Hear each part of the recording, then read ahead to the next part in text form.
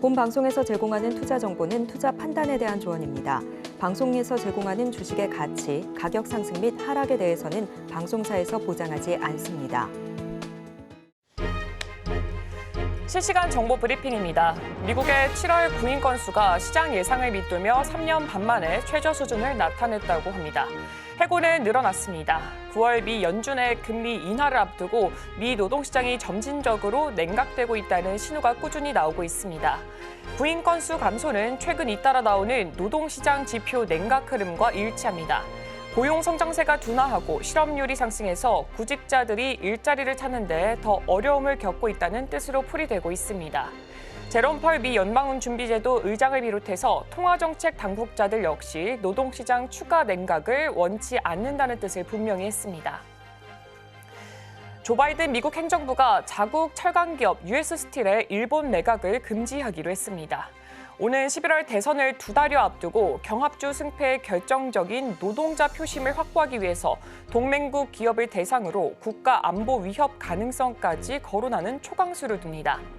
앞서 해리스 부통령은 노동절인 2일 피츠버그에서 조 바이든 대통령과 합동 유세를 갖고 US 스틸은 역사적인 미국의 기업이라며 미국인이 소유하고 운영하는 기업으로 남아야 한다라고 주장을 했습니다. 다음입니다. 미국의 아래 공포가 한 달 만에 또 불거지자 코스피가 3%대 미끄러졌습니다. 반도체 업황을 둘러싼 우려까지 커지면서 시가총액 1위인 삼성전자 역시 장중 한때 7만 원을 아래로 내려가기도 했습니다. 증시 전문가들은 서둘러서 저가 매수에 나서기보다는 당분간 관망세를 유지하는 것이 좋다고 입을 모았습니다.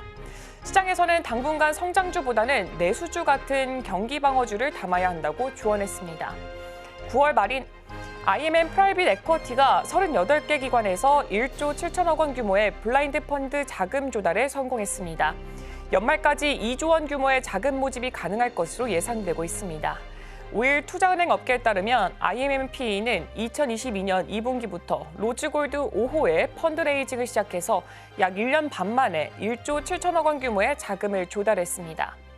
업계에서는 경기 침체 우려, 금리 인상 등으로 LP들이 출자 사업을 줄이고 자금 경색이 심화된 시장에서 IMMP가 안정적으로 자금을 조달했다라고 평가하고 있습니다.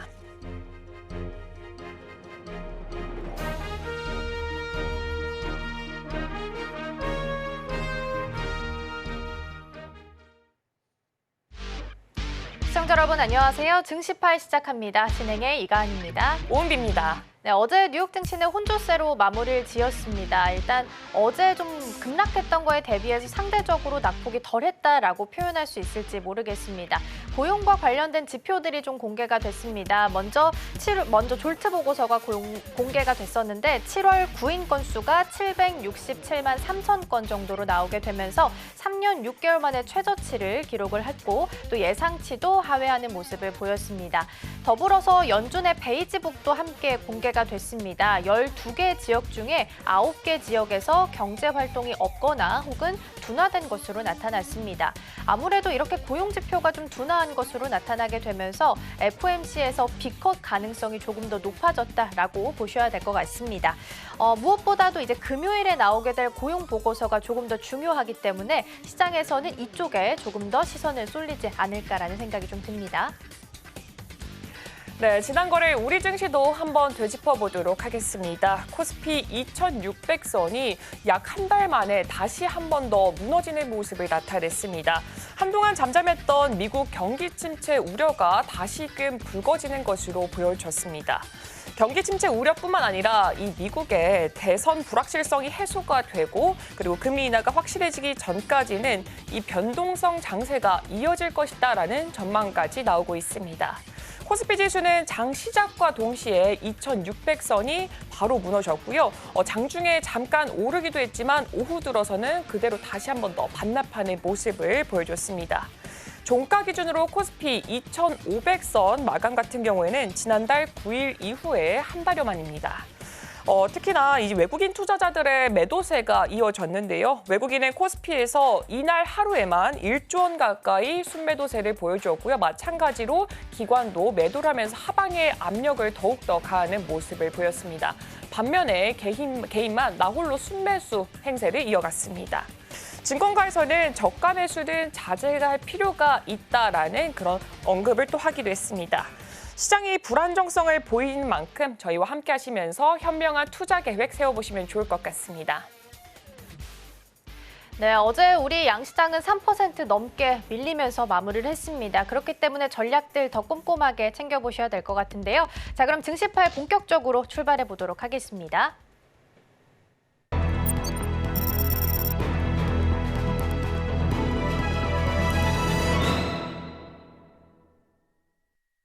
네, 계속해서 서울경제TV 마켓 온으로 이어가 보도록 하겠습니다. 어제 있었던 글로벌 증시 그리고 국내 증시 마감 브리핑 함께 살펴보시죠.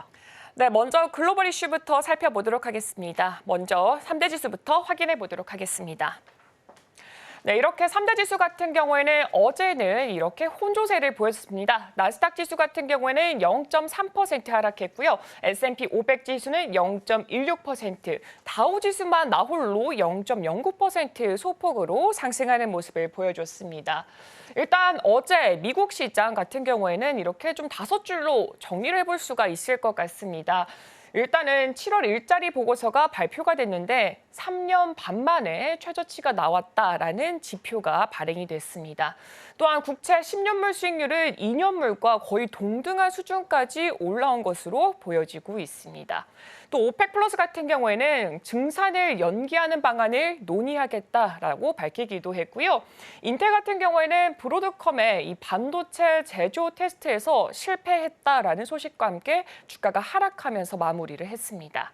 반면에 AMD는 2.87% 올랐고요. 테슬라 같은 경우에는 전기차 업종 자체가 혼조세를 보이는 가운데 4.18% 반등하면서 마무리했습니다.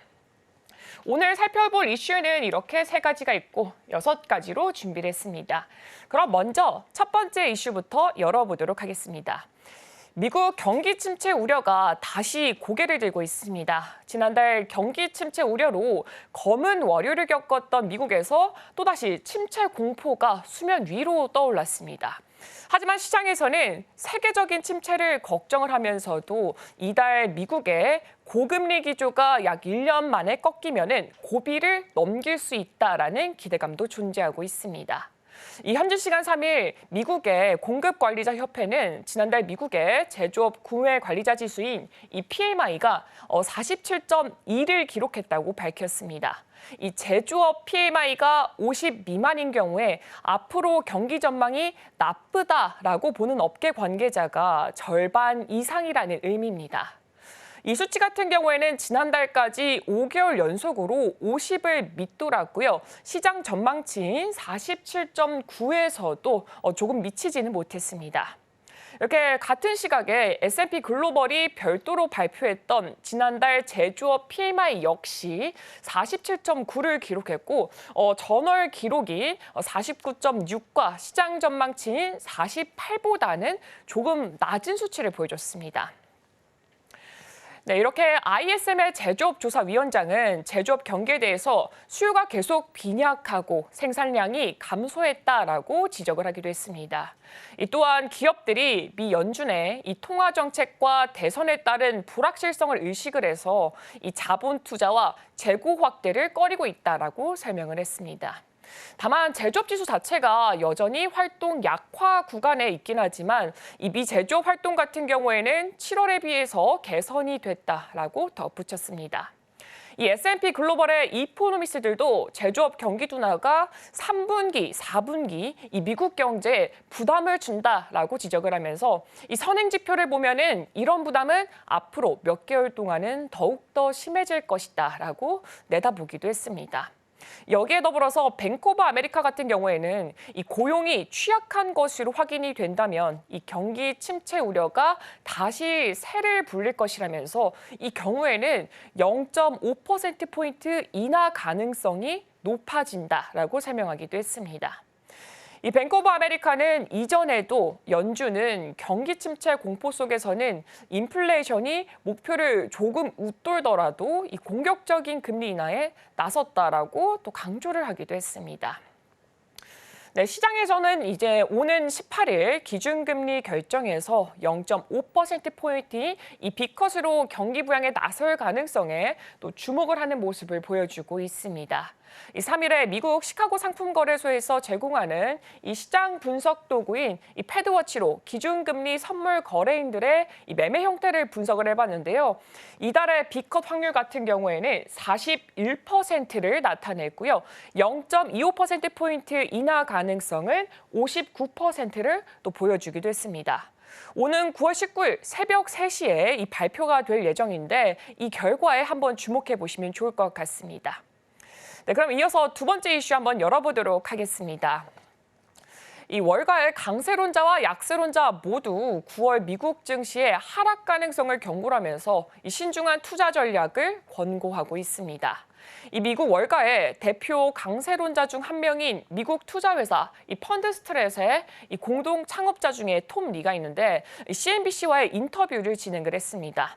여기서 이번 달 말에 이번 달 같은 경우에 S&P 500 지수가 7에서 10%나 하락할 수 있다라고 예상치를 또 내놓기도 했습니다.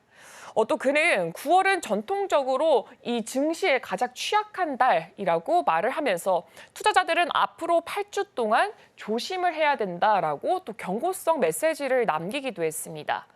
실제로 1950년 이후에 S&P 500 지수 같은 경우는 매년 9월에 평균 0.7% 손실을 기록하기도 해왔습니다. 이 리 창업자는 페드의 금리 결정, 11월 미국 대선 등 굵직한 변수들이 투자 심리를 조금 더 위축시킬 수 있다라고 강조하면서 또 설명을 했습니다. 네, 일단 리 창업자는 지난 7월 비농업 고용지표 발표 이후에 이 경기 침체 우려로 증시가 급락을 했었던 이 블랙 먼데이 이 상황을 다시 한 번 더 언급을 하면서 오는 6일에 발표가 될 이 8월 비농업 고용지표 역시 시장의 변동성을 촉발할 수 있다라고 전망점을 또 내놓기도 했습니다. 이 만약에 8월 데이터가 예상보다 강하게 나올 경우에 페드의 금리 인하 기대가 약해질 수도 있다라는 우려감도 또 덧붙였습니다. 다만 이런 하락 같은 경우에는 조금 일시적인 현상으로 이후에 다시금 상승세로 전환될 가능성이 크다고 보고 있고요. 하락장은 오히려 투자자에게 매수 기회를 제공할 수 있다라고 강조점을 또 내놓기도 했습니다. 한편 월가의 대표적 약세론자인 마이클 윌슨 모건 스탠리 전략가 같은 경우에는 S&P 500 지수가 앞으로 몇 달간 크게 오르지 못할 것이라고 전망점을 내놨습니다.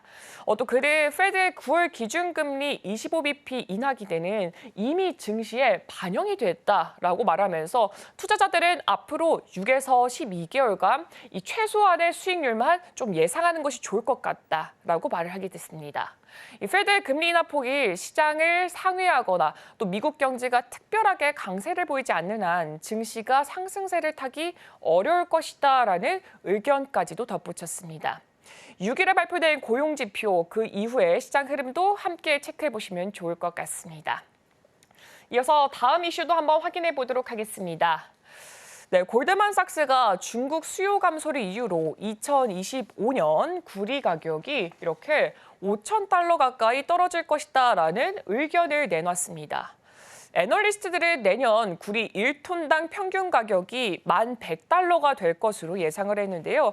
이는 이들이 이전에 제시했던 1톤당 15,000달러와 비교를 했을 때 5,000달러 가까이 이렇게 떨어진 셈입니다.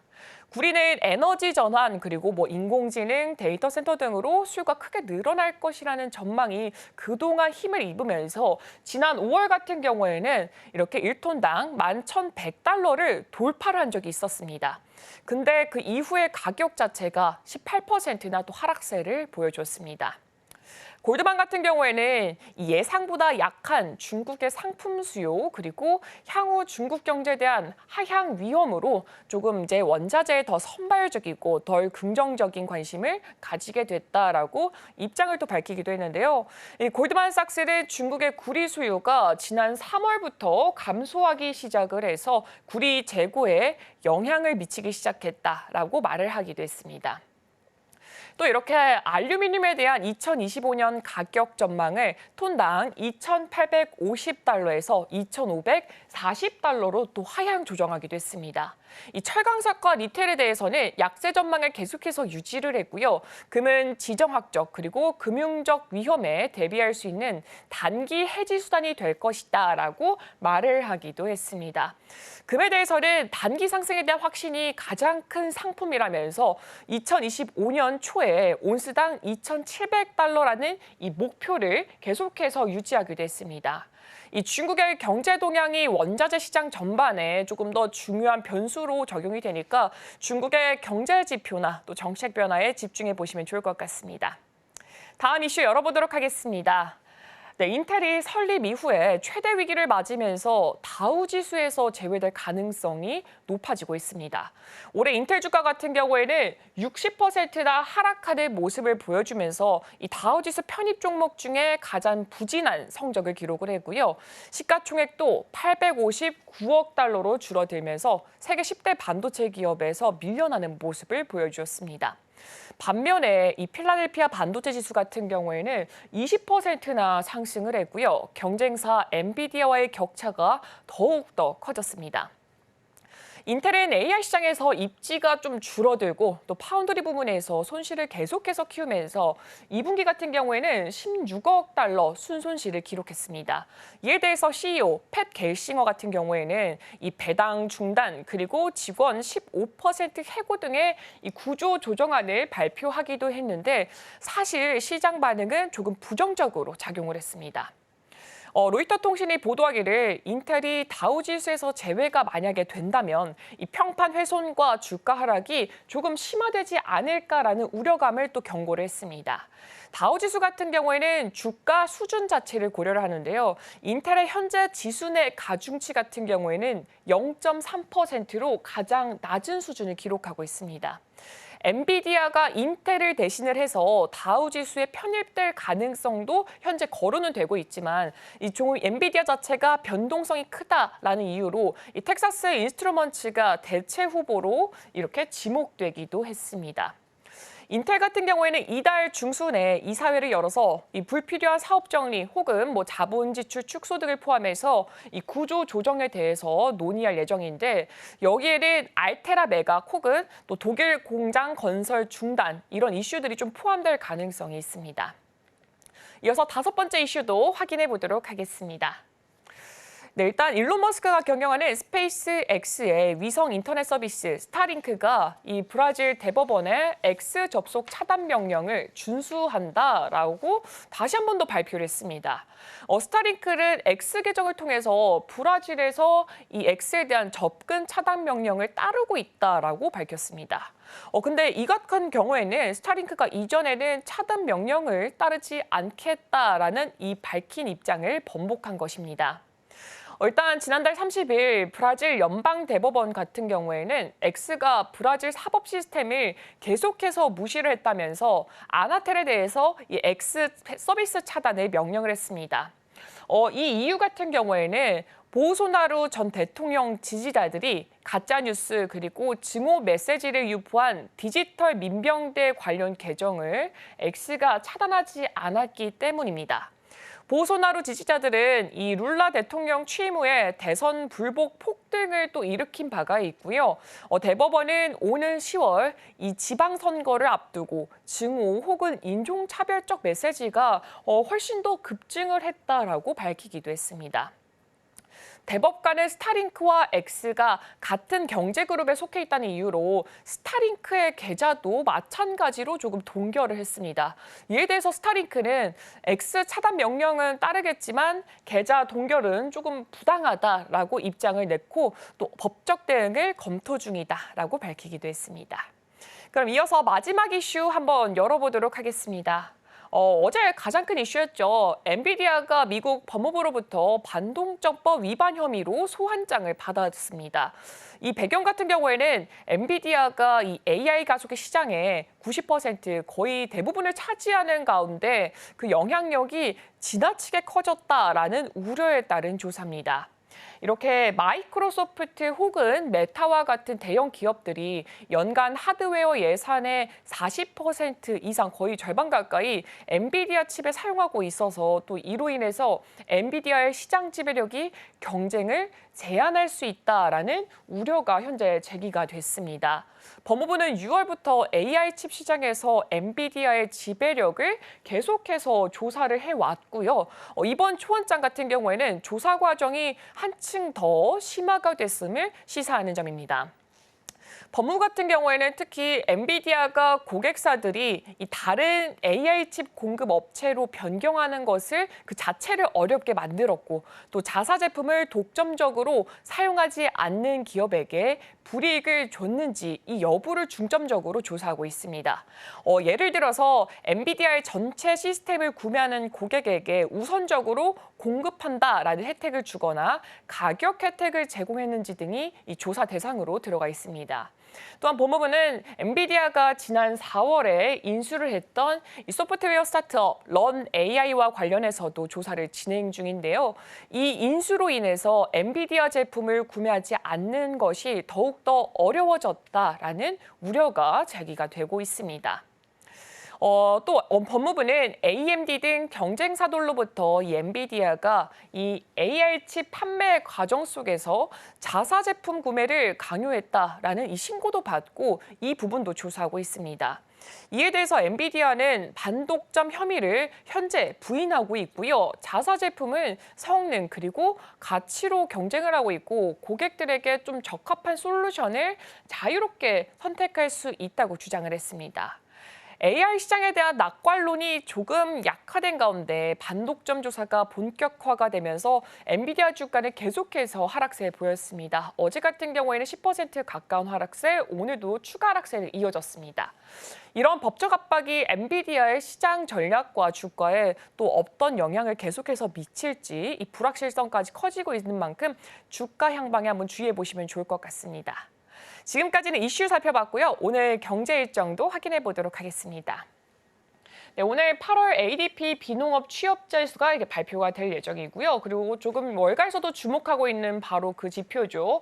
신규 실업수당 청구 건수가 발표될 예정입니다. 그리고 지금 브로드컴 실적 발표도 새벽 5시에 예고되어 있는 만큼 이 부분도 함께 살펴보시면 좋을 것 같습니다. 제가 준비한 글로벌 브리핑은 여기까지입니다. 이제는 국내 증시로 한번 시선 돌려보도록 하겠습니다. 네, 어제 시장을 정리를 좀 해보자면 블랙 먼데이가 다시 한번 재현하는가라는 부분으로 정리를 좀 할 수 있을 것 같습니다. 8월 5일로 잠시 좀 돌아가 보면요. 당시에 ISM 제조업 PMI가 굉장히 부진하게 나왔었고 그러다 보니까 경기 침체가 고개를 들었습니다. 그 이후에 BOJ 쪽에서 금리 인상에 대해서 키워드를 좀 내밀게 되면서 엔캐리 트레이드에 대한 우려감도 다시 한번 좀 고개를 들었고 이게 블랙 먼데이로 이어졌습니다. 이게 9월 들어서 이 한 달 사이에 다시 한번 좀 반복이 되는 모습이었습니다. 어제 ISM 제조업 PMI가 예상치보다 좀 하회하는 것으로 나오는 모습이었고 더불어서 또 BOJ 쪽에서도 경제랑 물가가 예상대로 좀 나오게 된다면 그때는 좀 금리 인상을 고려할 수 있겠다라고 언급을 하게 되면서 다시 한번 엔캐리 트레이드에 대한 이야기도 언급이 됐습니다. 물론 이제 IB 쪽에서는 엔캐리 트레이드가 한 70% 정도 청산이 됐다라고 이야기하긴 했지만 여전히 30%에 대한 리스크는 남아있기 때문에 조금 더 보셔야 될 것 같습니다. 블랙 먼데이가 재현되는 듯한 어제의 흐름이었습니다. 일중 그래프 먼저 체크해 보시죠. 코스피 먼저 확인해 보겠습니다. 일단 양시장 너나 할 것 없이 장중 내내 마이너스권에서 머물렀습니다.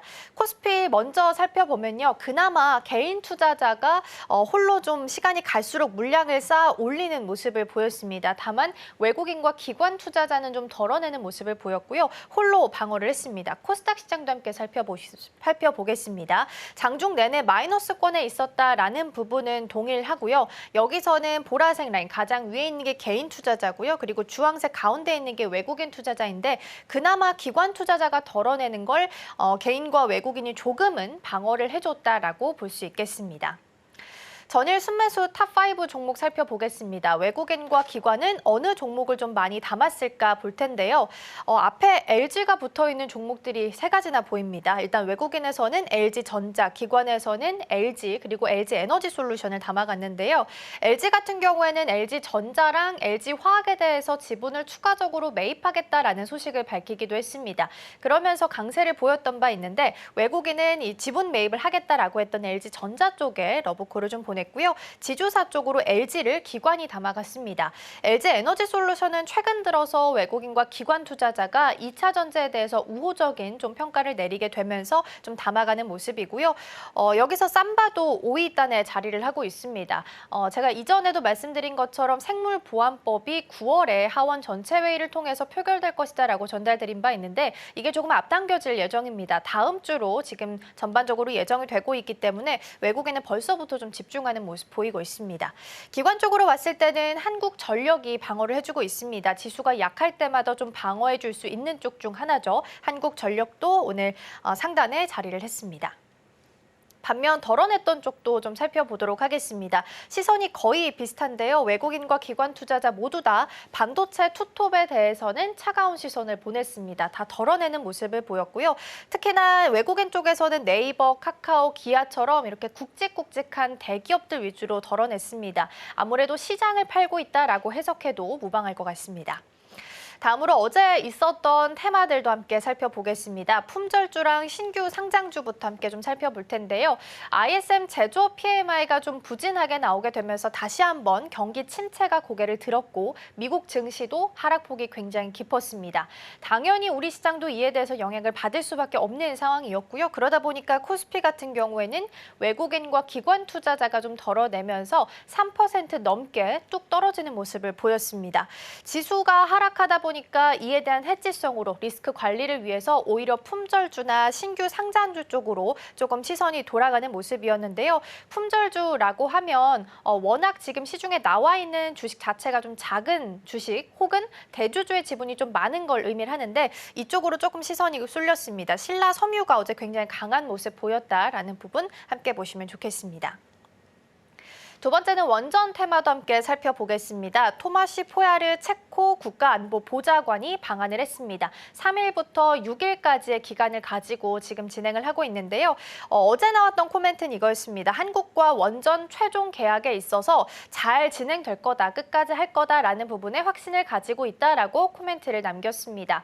그러다 보니까 원전주가 오후장 들어서는 다시 한번 조금 강세를 보이기도 했고요. 일단 일정상 이번 달에도 윤 대통령이 체코에 국빈 방문을 할 예정입니다. 여기에는 4대 그룹이라고 불리는 삼성이나 LG 쪽 회장들도 함께 갈 예정이고요. 이전에 체코 수주를 위해서 함께 갔던 팀코리아 기업들도 여기에 함께 참여할 것으로 예정되고 있습니다. 다음은 STO 살펴보도록 하겠습니다. 이틀 연속 테마가 좀 빠르게 도는 모습을 보이면서 STO 쪽도 강세를 보이고 있습니다. 다음 주에는 토큰 증권과 관련해서 법제화를 위해서 개정안을 발의할 것으로 예정이 되어 있고요. 또 증권사에서는 MTS 조각 투자 서비스를 추가하겠다라는 이야기도 나오고 있습니다. 조각 투자라는 것 자체가 워낙 비싼 부동산이나 음악 같은 혹은 미술품 같은 고가의 제품 같은 것을 여러 투자자들이 모여서 함께 좀 투자를 하고 이익을 공동으로 분배하는 개념이다라고 보시면 될 것 같습니다. MTS 조각 투자 서비스를 통해서 예를 들어서 모나리자 같은 작품에 대한 투자도 가능하게 될 것이다라고 보시면 되겠습니다. 가장 강세를 보였던 종목은 핑거였습니다. 핑거의 강세가 무서웠다라는 부분 체크해드리고요. 이어서 오늘 살펴볼 만한 기사들도 보도록 하겠습니다. 첫 번째는 네이버랑 엔비디아 관련된 기사이고요. AI 반도체에 있어서 협력을 강화할 수 있겠다라는 기사가 나오게 됐습니다. 9월 말에 네이버에 있는 직원들이 지금 엔비디아 방문을 할 예정이다라는 기사가 보도가 됐고요. 지난 6월에 소버린 AI에 대해서 협상을 했었는데 이에 대해서 후속 협상 조치다라고 보시면 될 것 같습니다. 일단 소버린 AI가 어떤 내용인지 잠시 살펴보면요. 각 국가별로 그리고 기업별로 자체적으로 인프라를 좀 가지고 데이터를 활용하는 걸 의미합니다. 그래서 있는데요. 어떻게 보면 자국 내 데이터 보안을 조금 더 구축할 수 있겠다라고 보시면 될 것 같고요. 이 소버린 AI를 가동시키기 위해서는 고성능의 GPU가 필요하고요. 전력망도 필요합니다. 근데 엔비디아가 이 고성능 GPU를 제공할 수 있는 기업이기 때문에 같이 협력하면 협력할수록 더 좋은 시너지를 낼 수 있겠다라고 보시면 되겠습니다. 이번에는 6월에 있었던 소버린 AI에 대해서 후속 조치다라고 보고 있긴 합니다만 그럼에도 불구하고 새로운 프로젝트가 시작되지 않겠느냐라는 의견도 제시되고 있으니까요. 함께 보시면 좋겠습니다. 두 번째는 지금 시장 안에서 굉장히 뜨거운 키워드 중 하나죠. 금투세에 대한 부분 보도록 하겠습니다. 뭐 주식이나 채권, 펀드에 투자를 해서 얻은 이익에 대해서 부과하는 세금이다라고 간단하게 보시면 되겠고요. 이 금투세에 대해서는 폐지할 것이냐, 추가적으로 유예를 할 것이냐, 아니면 조금 더 보완을 한 후에, 완화한 후에 시행을 할 것이냐라고 좀 복잡한 상황 속에 놓여 있었습니다. 원래는 지난해에 시행을 될 예정이었는데 이게 조금 2년 정도 유예가 되면서 25년 1월까지 연장이 되어 있습니다. 사실 이 기간이 한 4개월, 5개월 정도 얼마 남지 않았는데도 불구하고 아직 정해진 바가 뚜렷하게 없기 때문에 투자자들은 혼란을 느낄 수밖에 없는데요. 지난 9월 1일에 민주당 그리고 국민의힘 대표가 각자 모여서 여야 회담을 좀 열었습니다. 이때 이 금투세가 사실 주요 의제 중에 하나였었는데도 불구하고 뚜렷하게 어떤 답변은 얻지 못한 상황이었는데요. 근데 어제 나온 기사를 봤을 때는 이재명 더불어민주당 대표가 일단은 금투세에 대해서 보완 후에 시행하겠다라는 쪽으로 조금 시선이 쏠린 것 같습니다. 일단 뒤에 시행이라는 단어가 붙어 있기 때문에 투자자들은 좀 긴장할 수밖에 없는 상황이겠죠. 민주당 쪽에서는 일단 의견은 좀 분분합니다. 같은 당 안에 있음에도 불구하고 의견이 조금 다른데요. 그 내용을 좀 먼저 살펴보면 보완 패키지법이 다음과 같은 내용이 있고 기본 공제가 연 5천만 원이었는데 이걸 1억 원 정도로 올리겠다라는 부분이고 ISA 계좌의 연 납입금을 지금 2천만 원인 걸 3천만 원으로 올리겠다라는 이야기를 했습니다. 그리고 추가적으로 봤을 때는 원래 지금 ISA 계좌를 통해서 투자할 수 있는 건 국내에 상장되어 있는 해외 ETF 상품만 가능했었는데 이걸 해외 주식까지 조금 더 넓히겠다라고 보시면 될 것 같고요. 이에 대해서 국민의힘 한동훈 대표는 해외 주식을 편하게 사라는 말이냐, 국내 주식 조금 더 안 좋아질 수 있다라는 부분에 대해서 비판을 남기기도 했습니다. 그리고 사모펀드 쪽에서도 일단 대규모로 지금 돈이 들어가 있는 상황이다 보니까 이렇게 만약에 금투세가 시행이 된다면 대규모로 환매가 될 수 있다, 펀드런이 발생할 수 있다라고 이야기 나오고 있고요. 규모가 한 10에서 15조 원 정도 예상이 되고 있는데 전체 규모가 100조 원이기 때문에 한 10에서 15% 정도로 꽤나 좀 비중이 크다라고 보시면 될 것 같습니다. 일단 관련해서 추석 연휴가 지나고 나서 24일에 민주당 내에서도 의견을 어떻게 할 것인지 전반적으로 공개 토론회를 개최한다라고 합니다. 유튜브 생중계도 할 수 있다라는 이야기 나오고 있으니까 참고해 보시면 좋겠습니다. 다음으로는 원전주 앞서서 살펴봤었는데 추가적인 내용 좀 보도록 하겠습니다. 앞서서 제가 미리 주목했던 이유는 이번 주 내 3일부터 6일까지 체코 총리 특사의 방한이 예정이 되어 있었기 때문이었습니다. 아무래도 방한을 하면 코멘트가 나오게 될 거고 이에 따라서 원전주도 함께 시세를 보이지 않을까라는 생각을 좀 했었는데요. 어제도 움직임을 좀 보였죠. 코멘트 나왔던 걸 먼저 보면 한수원은 우선협상 대상자로 선정이 됐고 그 이유는 최고의 입찰 조건을 내밀었기 때문이다. 그 이유로 봤을 때는 일단 가격 경쟁력도 좋고 납기일을 잘 맞출 수 있다라는 부분에 있어서 신뢰도가 높았다라고 평가를 좀 했고요. 미국 쪽에서 나왔던 이 소송 내용 검토하고 있다 하지만 규정대로 아마 이루어질 것으로 예정을 하고 있다, 확신하고 있다라고 긍정적인 코멘트를 남겼고 그러다 보니까 원전주가 함께 움직임을 좀 보였습니다. 웨스팅하우스가 이야기하고 있는 부분에 대해서도 좀 살펴보겠습니다. 일단 체코 반독점 기구의 진정을 제기를 했습니다. 이유를 보면 기술을 도용했다. 한수원 쪽에서 기술을 도용했다라는 부분 그리고 일자리가 감소할 수 있기 때문에 우려가 된다라는 이 두 가지 이유를 들어서 지금 진정을 제기했다라고 보시면 될 것 같은데요. 그 안에 있던 영문 내용을 조금 해석을 해봤습니다. 두 가지가 가장 큰 포인트인데 한수원은 기반 기술을 가지고 있지 않는다. 그러니까 기술 도용이라는 키워드가 얘기가 여기서 나올 수 있는 거고요.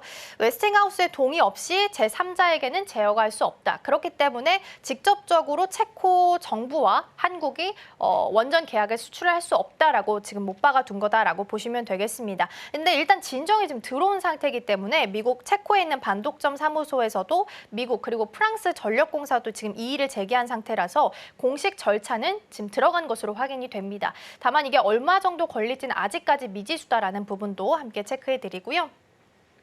웨스팅하우스에서 우리나라에 지금 걸고 있는 원전은 두 가지입니다. APR100 그리고 APR1400 이렇게 두 가지인데 원자로 설계에 있어서 우리 기술을 원천 기술을 가지고 갔다. 그래서 지적재산권을 침해했다라고 주장을 하는 거고요. 실제로 보면 웨스팅하우스가 고리 1호기 당시에 지을 때 직접 건설하기도 했고 원천 기술을 전수해 준 바 있긴 합니다. 그래서 이거를 계속 걸고 넘어지는 거고 지금 체코에 들어가게 되는 APR1400 같은 경우에는 한수원 측의 주장은 이렇습니다. 일단 우리가 가지고 있었던 원천 기술을 한국형으로 독자적으로 다시 기술 개발에 성공한 거기 때문에 침해하지 않는다라고 주장을 좀 하고 있는 거고요.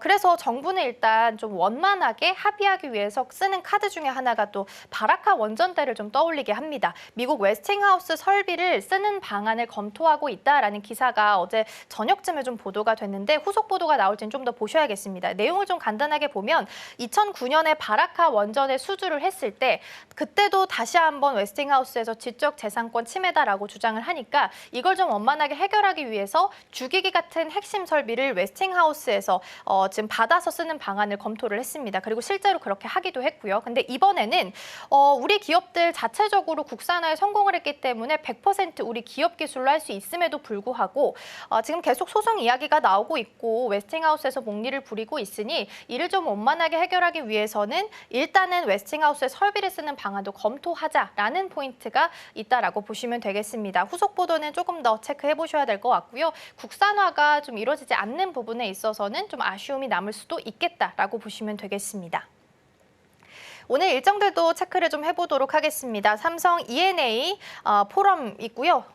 앞서 말씀드린 것처럼 원전 특사 방안은 6일까지 지금 진행되기 때문에 계속해서 일정상 코멘트가 나오게 될지도 보셔야 될 것 같습니다. 그리고 최태원 SK그룹 회장이 오늘 국회를 방문합니다. 더불어서 한동훈 국민의힘 대표, 이재명 더불어민주당 대표와 함께 또 각각 회담을 할 예정이라고 하니까 함께 보시면 좋겠습니다. 오늘 브리핑은 여기까지 전해드리겠습니다.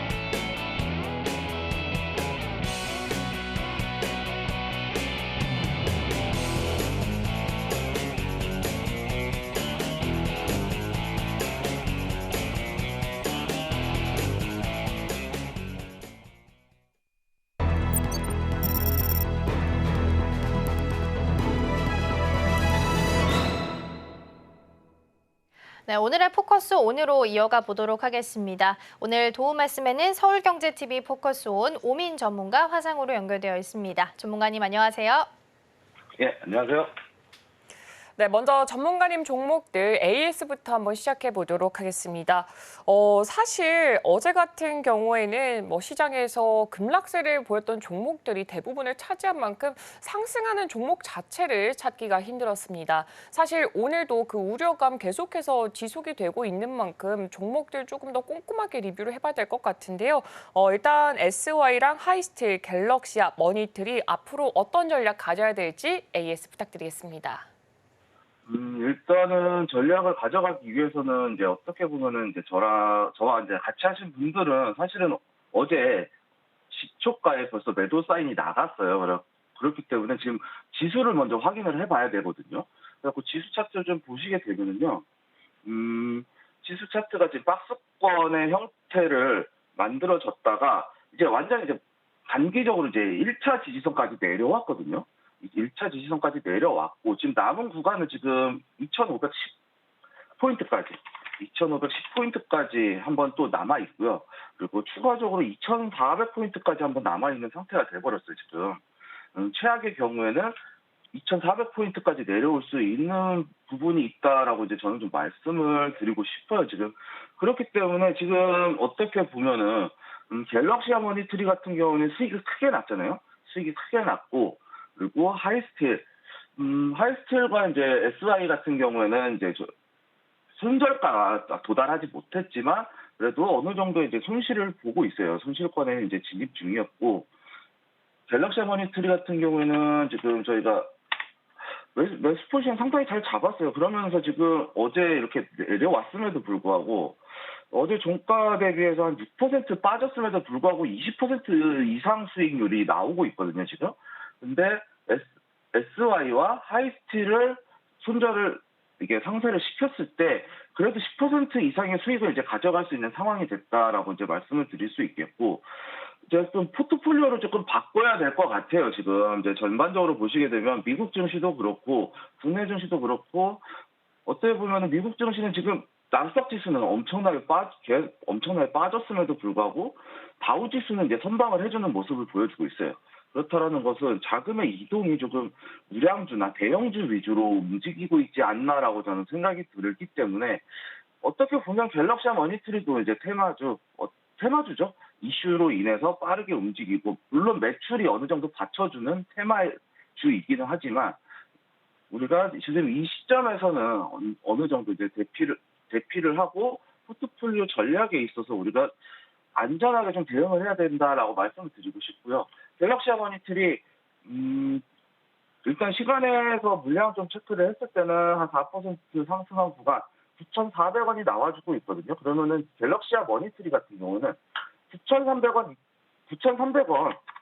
이탈을 했을 경우에 전량 익절하는 관점에서 이제 대응을 하되 이 구간 2,300원이 밑으로 빠지게 되면은 우리는 그냥 뒤도 보지 말고 그냥 던지고 나머지에 대한 이제 SY 하이스틸 손실 종목이거든요. 좀 어떻게 보면은 이슈를 노리고 들어갔던 종목이거든요. 이슈와 차트를 이제 동시에 보고 진입했던 종목이긴 하지만 지금 바닥을 다져주고 있는 모습을 보여주고 있어요. SY 같은 경우에는. 그럼에도 불구하고 지금 지수가 워낙 불안정하기 때문에 갤럭시 머니트리를 기준으로 해서 익절가 9,300원 잡고 익절과 동시에 SY 하이스틸 손절하는 방향을 좀 말씀드리도록 하면서 오늘 종목 리뷰 마치도록 하겠습니다. 네, 이렇게 해서 종목 리뷰 먼저 만나봤고요. 어제 장 마감한 후에 움직였던 시간의 특징주도 이어서 확인해 보도록 하겠습니다. 네, 시간의 특징주입니다. 센즈랩, M83, 오픈베이스, 그리고 한싹, 하이소닉 자리하고 있고요. 어제 정규장에서 양시장 3% 넘게 뚝 떨어졌습니다. 거래 대금이 좀 많지 않다 보니까 품절주나 신규 상장주 위주로 매수세가 좀 모였고요. 시간 외에서도 그동안 잘 갔던 딥페이크나 STO 관련해서 테마들이 추가 상승을 이어갔습니다. 관련된 내용들 잠시 후에 함께 짚어보시죠.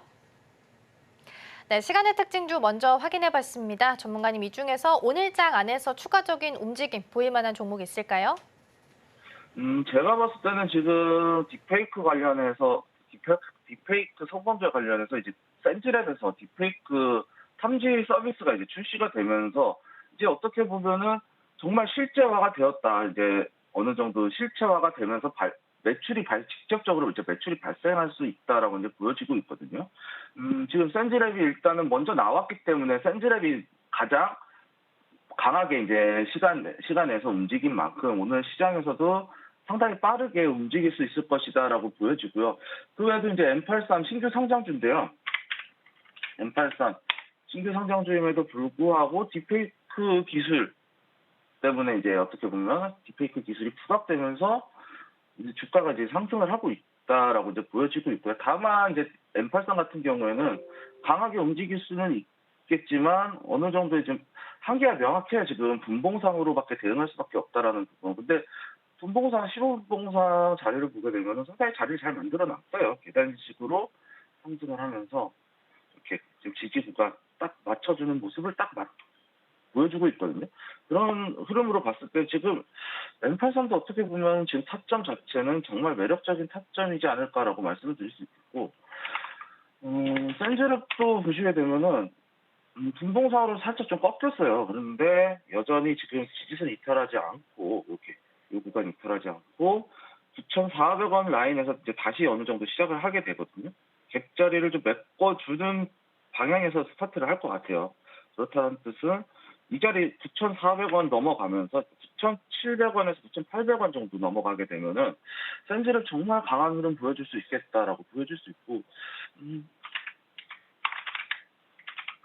차트상으로 만들었을 때도 저는 이제 차트상으로 봤을 때는 오픈 베이스가 좀 상당히 매력적이긴 한데 시간에서 물량이 좀 막 그렇게 거래량이 두드러지진 않았다. 그렇기 때문에 조금 더 오픈 베이스는 조금 더 뒤로 하고 아무래도 오늘 대장은 센즈랩이 될 것 같다라고 이제 말씀을 드리도록 하겠습니다. 그리고 이어서 이제 주목해야 하는 테마와 종목이 조금 있는데 시너지 이노베이션. 저는 이 차트 정말 마음에 들더라고요. 지금 어떻게 보면은 단기 고점일 수도 있어요. 그런데 경구용 비만 치료제 테마거든요. 그러면서 장대 한번 하나 세워주면서 어떻게 보면은 이 기준을 하나 세워놨어요. 그러고 나서 이 자리에서 움직일 수 있다라고 이제 저는 예상을 하고 있는데, 보시다시피 지수가 그렇게 좋지가 못해요. 그리고 어제 나스닥 지수도 상승을 하는 듯 했으나 결국에는 하락 마감했거든요. 국내 증시는 미국, 특히 나스닥의 영향을 받을 수밖에 없는 환경이기 때문에 이 나스닥 지수가 이제 혼조세를 보였다라는 것은 국내 증시 또한 여전히 이 하락에 대한 부분이 좀 나올 수 있다라고 저는 생각을 하고 있고요. 그렇기 때문에 비만 치료제 정말 매력적인 이슈긴 하지만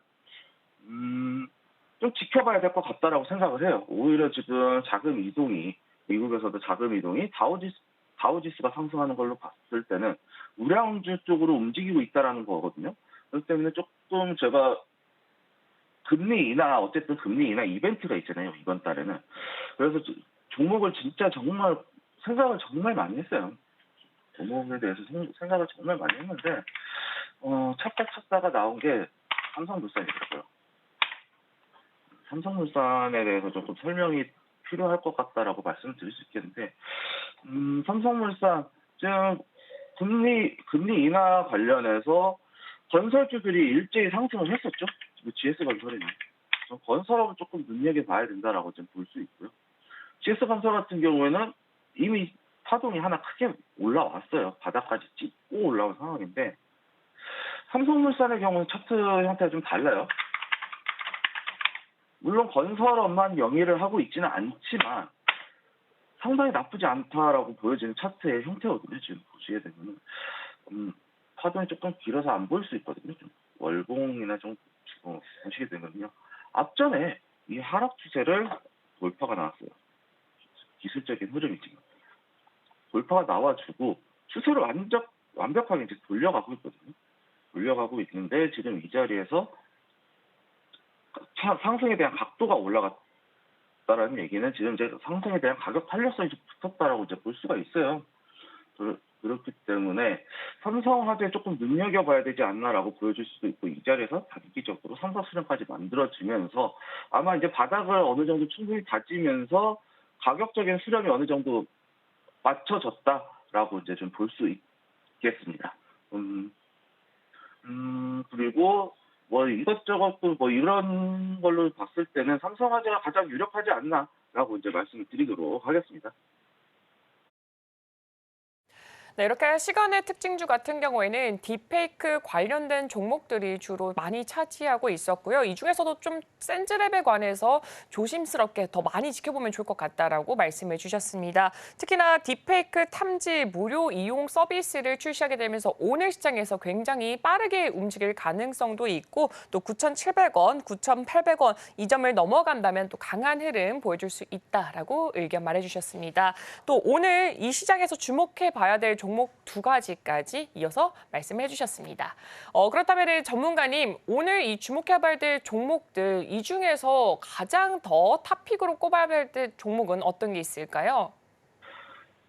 저 같은 경우는 지금 미국 지수도 그렇고 지금 자금의 이동 자체가 안전 자산으로 좀 넘어간다라고 좀 보여지고 있고요. 그렇기 때문에 저는 삼성물산을 좀 탑픽종으로 선정을 했는데, 제가 말씀드렸던 대로 삼성물산 건설업에 대한 부분들이 상당히 잘 나와주고 있어요. 지금 이제 컨센서스 저 자료를 좀 보시게 되면은, 공시자료 보시게 되면은 이 앞전에 이렇게 건설 사업 부분이 상당히 비중이 늘어나고 있는 것을 확인할 수가 있거든요. 그렇다라는 것은 이 건설주의 수에 충분히 볼 수 있겠다라고 이제 말씀을 드릴 수 있겠고요. 그리고 삼성물산 같은 경우에는 또 여러 가지 또 재무적으로도 좀 상당히 좋은 흐름을 보여주고 있어요. 그러면서 차트적으로도 어느 정도 완성이 끝났고요. 그리고 뭐 이거 일단은 제가 아까 말씀드렸던 대로 삼각수렴이 나와주고 있거든요. 삼각수렴이 나와주고 있었고, 이 삼각수렴의 형태는 상당히 좋은 흐름이 나타날 수 있을 것이다라고 이제 말씀을 드렸을 거고, 일봉상으로 이제 봤을 때는 어떻게 보면 단기 나오고 있지만 자리가 나쁘지 않아요. 주봉상으로는 큰 흐름상에서 더 나쁘진 않지만 단기적으로 좀 나쁘지 않고요. 지금 이렇게 보시게 되면은 삼각수렴 만들어내고 있죠. 바닥에서 보더라도, 이 자리에서 보더라도 엄연한 삼각수렴의 형태가 나타나주고 있어요. 그럼 주가가 어떻게 움직일지를 우리가 한번 생각을 해봐야 되거든요. 삼각수렴이잖아요. 딱 저항 딱 맞고 이 자리에서 저항 맞으면서 움직이고 있는데, 지금 주가가 움직이면 이렇게 나올 수 있다는 거예요. 이렇게. 요 안에서 움직일 수 있다. 하지만 지금 지수가 그렇게 좋은 움직임을 보여주고 있지는 않죠.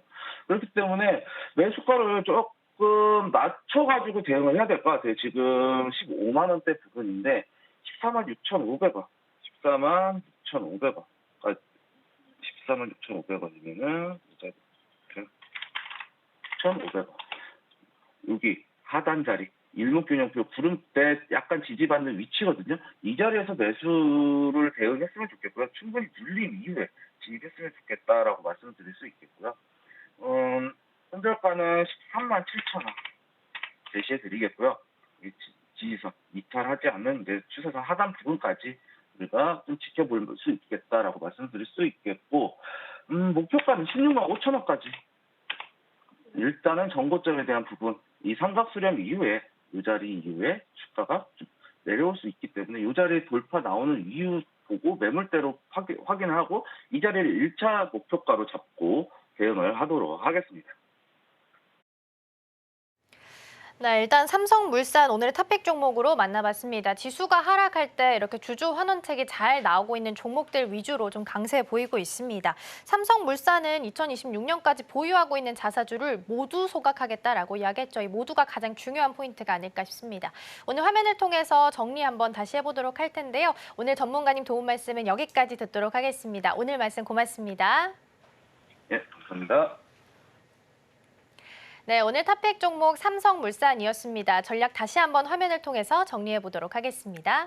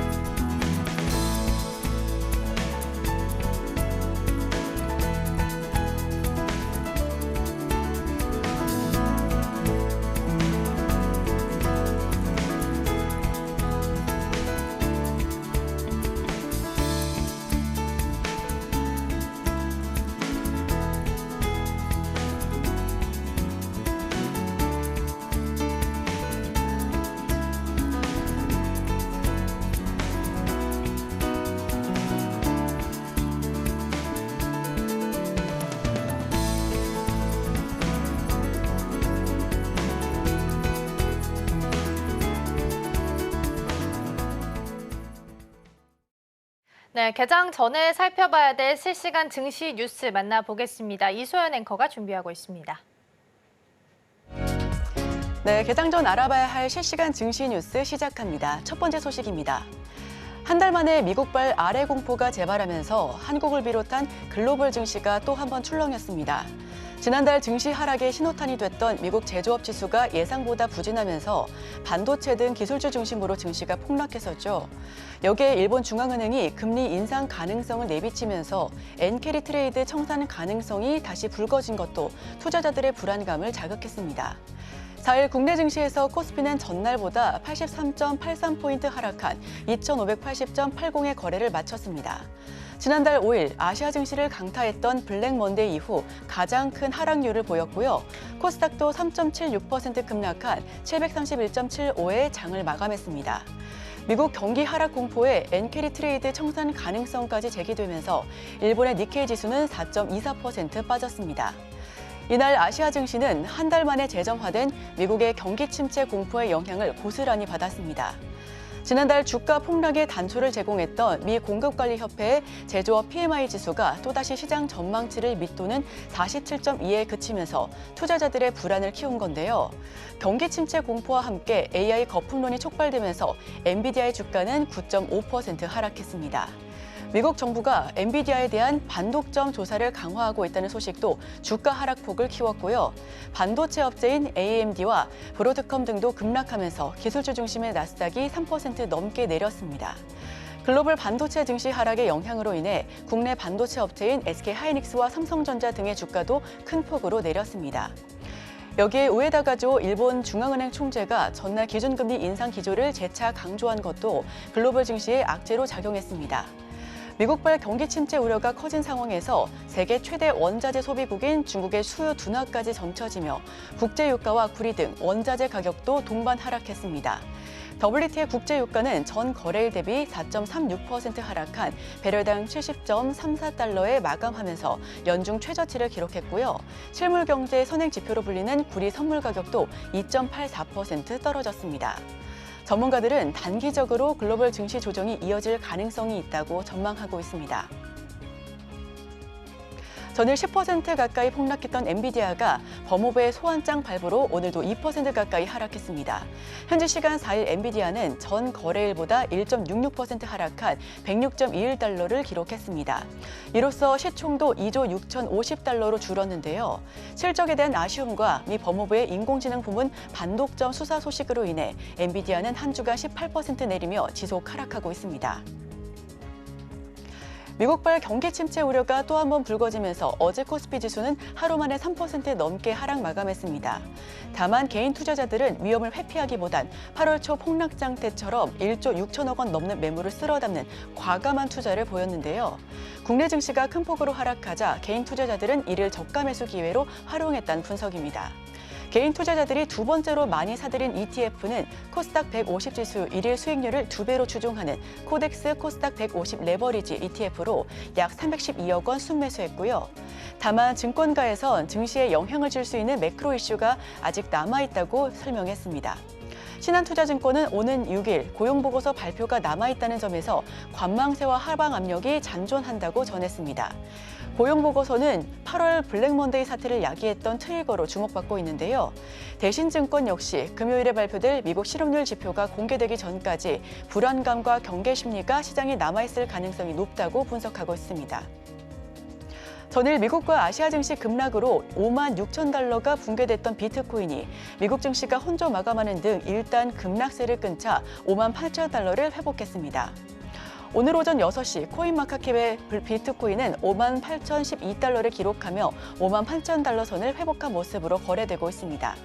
간밤에 미국 증시가 혼조 마감하는 등 일단 급락세를 끊자 비트코인도 급락세를 끊고 상승 반전에 성공한 것으로 보여집니다. 비트코인이 상승 반전하자 다른 코인들도 소폭이지만 대부분 상승하고 있습니다. 독일 최대 자동차 업체 폭스바겐이 공장 폐쇄와 인력 구조 조정 계획을 발표한 지 이틀 만에 독일 정부가 전기차 보조금을 되살리기로 했습니다. 독일 연방정부는 현지 시간 4일 강묘회의에서 기업이 전기차를 구입하면 세액공제 혜택을 주는 내용의 세제 개편안을 의결했는데요. 정부는 세금 절감 효과가 내년 5억 8,500만 유로, 2028년에는 6억 5천만 유로에 달할 것으로 추산하고 있습니다. 독일 정부는 지난해 11월 헌법재판소의 예산안 위원 결정으로 긴축 재정이 불가피해지자 올해 연말부터 전기차 보조금을 폐지하기로 결정했었습니다. 이후 전기차 수요는 급감했었고요. 업계에서는 전기차 세제 혜택이 경영난을 겪고 있는 폭스바겐에게 도움이 될 것으로 보고 있습니다. 세제 혜택 이외에도 폭스바겐이 공장 폐쇄와 구조조정을 추진하는 과정에 정부가 직간접적으로 개입할 가능성도 있습니다. 어제 미국발 쇼크로 우리 증시 낙폭도 깊었습니다. 특히 시가총액 상위 종목 1위 삼성전자와 2위 SK하이닉스가 모두 반도체주인 코스피는 글로벌 경기 침체 우려에 증시가 더 부진한 모습을 보였었는데요. 이날 삼성전자는 전 거래일보다 3.43% 내린 7만 원에 마감했지만 장중 한때 7만 원 아래로 내려가기도 했습니다. 엔비디아의 핵심 밸류체인으로 꼽히는 SK하이닉스는 무려 8% 넘게 하락하며 15만 4,800원에 거래를 마쳤습니다. 이에 업계는 당분간 성장주보다는 내수주 같은 경기 방어주를 담아야 한다고 조언합니다. 대신증권은 매년 9월은 법인세 납부 등의 계절적으로 증시가 약한 모습을 보였다며 이에 9월 말이나 10월 초에 저가 매수 기회가 올 것이라고 말하고 있습니다. 주식 비중을 줄이고 현재는 현금 비중을 늘려야 한다고 조언하고 있는데요. 특히 서둘러 저가 매수에 나서기보다는 조금 더 시장 상황을 지켜보고 접근하는 게 좋을 것이다라고 당부하고 있습니다. 엔비디아가 전일 10% 폭락한 데 이어 오늘도 2% 가까이 하락하자 젠슨 황 엔비디아 CEO의 개인 재산도 급격히 줄어 천억 달러 클럽에서 탈락했다고 블룸버그 통신이 보도했습니다. 이날 현재 그의 재산은 950억 달러로 집계되고 있습니다. 한때 그의 재산은 1,000억 달러를 상회해 1,000억 달러 클럽에 가입한 바 있었습니다. 현재 1,000억 달러 이상을 보유한 억만장자는 일론 머스크 등 모두 14명입니다. 젠슨 황도 한때 1,000억 달러 클럽에 가입해 부호 순위 10위권 안에 들었었는데요. 그의 재산은 한때 1,200억 달러까지 치솟았습니다. 그러나 최근 주가 급락으로 그의 재산도 크게 줄어 1,000억 달러 클럽에서 탈락한 것은 물론 부호 순위도 18위로 밀려났습니다. 오늘 제가 준비한 소식은 여기까지입니다. 계속해서 서울경제TV 증시 후 개장 방송 함께 하시면서 오늘 시장 대응하시기 바랍니다.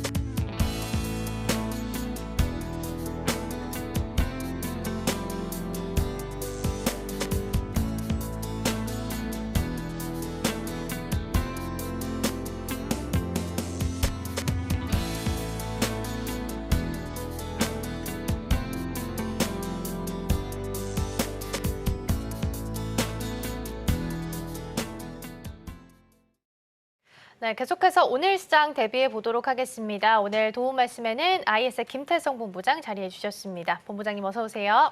네, 안녕하세요.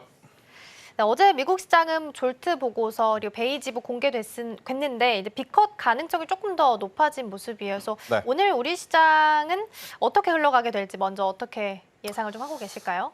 결국 지금 우리나라 증시의 가장 큰 중요한 부재는 뭐냐면 현금 증시, 그러니까 현물 증시에서의 기관과 외국인의 수급의 동향이 아닐까라는 생각이 듭니다. 제가 지난 화요일 날도 비슷한 이야기를 좀 드렸던 것 같아요. 지금 현물 증시의 수급이 약하면 대내외 변수에 굉장히 취약할 수밖에 없다라고 좀 말씀을 드렸는데 그 부분이 어제 여실히 드러났던 하루가 아니었나 생각이 듭니다. 오늘도 마찬가지죠. 선물 시장에 들어오는 외국인의 수급은 그것이 정말 그들의 포지션을 정확하게 말해주는지 아니면 기존에 가지고 있던 포지션에 대한 환매인지 우리가 정확하게 확인할 길이 없거든요. 그렇기 때문에 우리 개인 투자자분들 입장에서는 오늘도 코스피와 코스닥 증시의 기관과 외국인의 현물 중심의 수급 확인이 저는 가장 중요하다라고 좀 말씀드릴 수 있을 것 같고, 여기저기서 지금 9월달 금리 인하에 대해서 다양한 이야기들이 나오고 있는데 저는 객관적으로 B컷에 대한 부분은 크게 신경 안 써도 괜찮지 않겠는가? 아무래도 이제 금리 인하 기조가 짧은 시간 안에 큰 변동성을 보이기에는 저는 어려울 거다라는 생각이 들어요.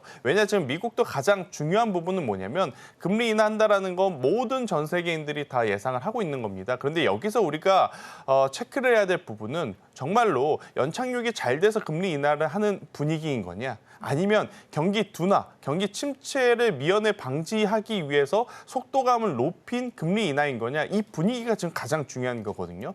그래서 아무래도 이제 파월 연준 입장에서는 무리하게 빅컷을 할 필요는 저는 없지 않겠는가라는 생각이 들어서요.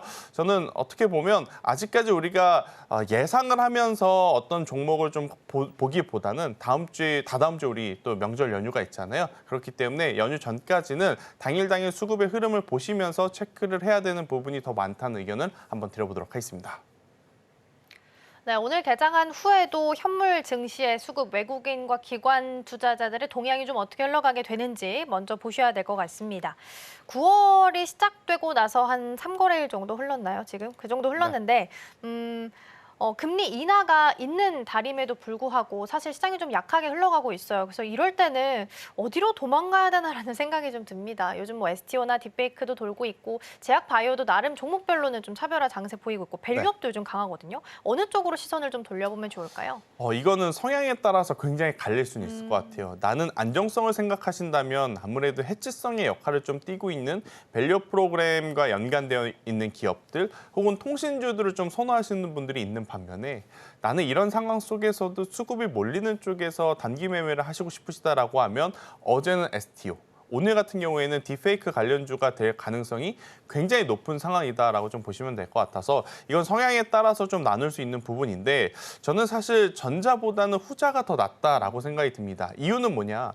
이제 와서 해치성 종목을 매수한다고 해서 기존에 지금 우리가 손실 보고 있는 종목의 손실을 다 커버할 수 있겠는가? 그런 현실적인 고민을 해보면 굉장히 어렵거든요.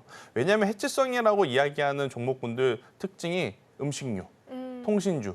그들이 사실 우리가 원하는 수익률을 줄 수 있는 거래일수가 1년에 과연 몇 번이나 될까? 이것을 고려를 해보면 저는 만약 조금은 공격적인 성향이시다라고 하면 후자의 선택을 하셔야 되는데 여기서 이제 전제 조건이 있습니다.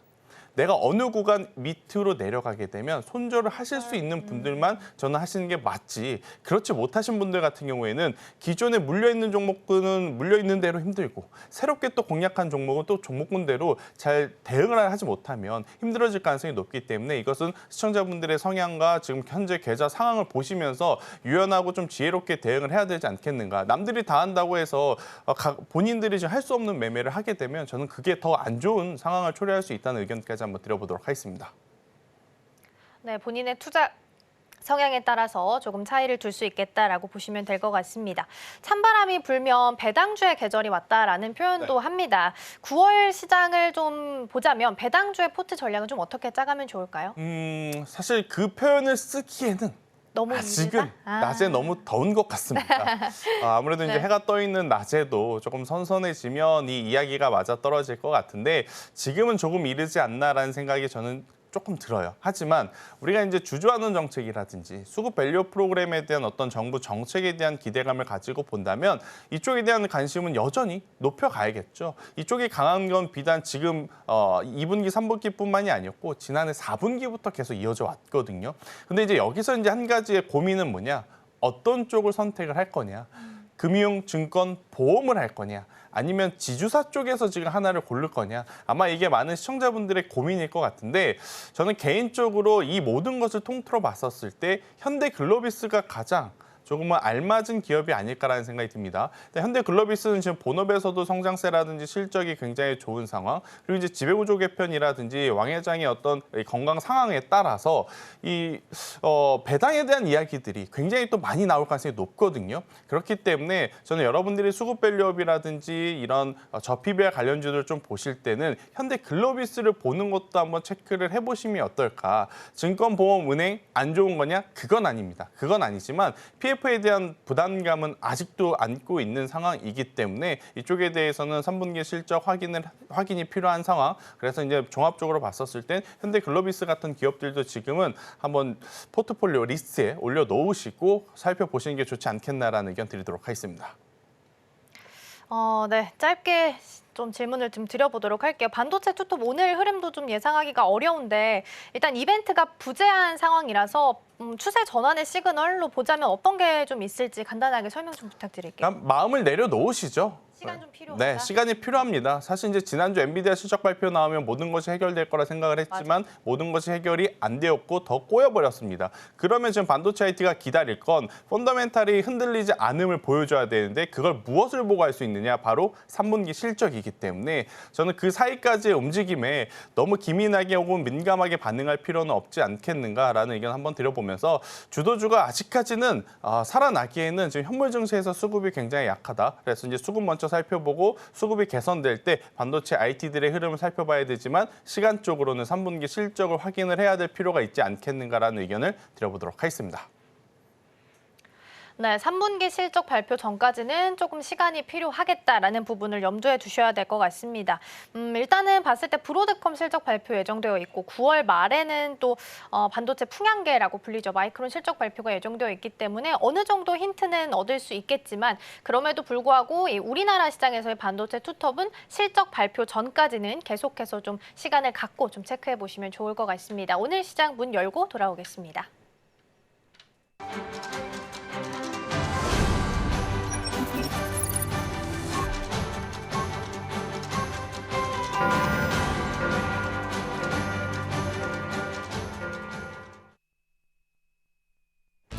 네, 9월 5일 목요일 문이 힘차게 열었습니다. 지난 거래 우리 증시 같은 경우에는 미국의 경기 침체 우려에 대해서 계속해서 불확실성 그리고 AI에 대해서 고점론이 다시 한 번 더 불거지면서 우리 증시 같은 경우에 양지수 모두 다 하락불을 켜냈습니다. 특히나 삼성전자 같은 경우에는 장중에 6만 원 선까지 내려가는 모습을 보여주면서 코스피, 코스닥 양지수 모두 다 3%대 하락하면서 마무리를 했습니다. 그럼 이 시각 개장 분위기 지수 흐름부터 바로 확인해 보도록 하겠습니다. 네, 오늘은 코스피, 코스닥 정말 기분 좋게 모두 다 빨간불이 켜져 있습니다. 코스피 같은 경우에는 현재 0.68% 상승하면서 다시금 2,600선을 향해서 달려가고 있고요. 코스닥 같은 경우에도 0.71% 거의 1% 가까운 상승폭 보여주면서 736선에서 지금 출발하고 있습니다. 그럼 여기서 시가총액 상위 종목들 현재 어떤 흐름 보이고 있는지 확인해 보도록 하겠습니다.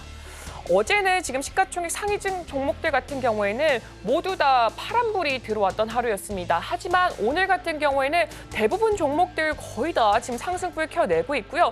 어제 특히나 하락폭이 굉장히 컸었던 SK 하이닉스 같은 경우에는 현재 1.49% 상승하면서 출발하고 있습니다. 또 LG 에너지 솔루션 같은 경우에도 2% 상승하고 있고요. 현대차 같은 경우에도 최근에 해외 매출이 조금 줄어들었다라는 기사가 보도가 되면서 계속해서 하락 추세에 이어가다가 지금 오늘 같은 경우에는 2% 가까운 상승세 보여주고 있습니다. 그리고 삼성전자 지금 7,200원 선에서 거래 진행되고 있습니다.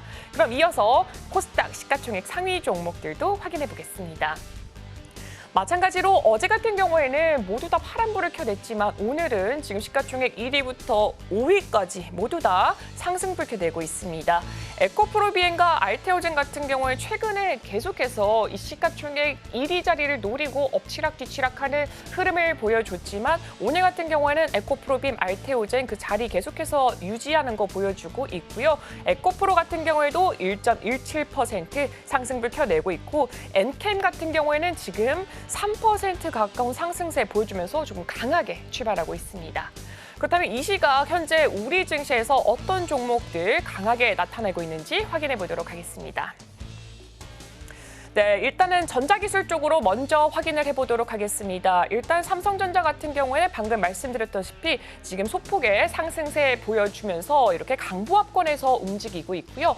SK하이닉스 같은 경우는 현재 2% 삼성전자와는 조금 큰 폭의 상승세 보여주면서 출발하고 있습니다. 그리고 하나 에어로스페이스 같은 경우에는 지금 폴란드의 방위사업체 이 전시에 지금 참여하고 있으면서 계속해서 지금 방위산업 쪽에서 주목을 받고 있는 좀 톱픽주라고 볼 수가 있겠습니다. 그럼 이어서 다른 쪽도 한번 살펴보도록 하겠습니다. 현재 전체적으로 살펴보면은 거의 강보합권 위주의 흐름이 좀 나타내지고 있고요.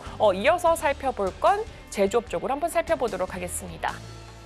네, LG 에너지 솔루션 같은 경우에는 오늘 이렇게 1% 지금 상승을 하면서 40만 5천 원 선에서 거래 출발하고 있습니다. 삼성 SDI 같은 경우에도 어제는 이쪽 파트도 거의 다 파란불을 켜냈지만 오늘은 지금 강보합권 움직이고 있고요. 1.4% 상승하고 있습니다.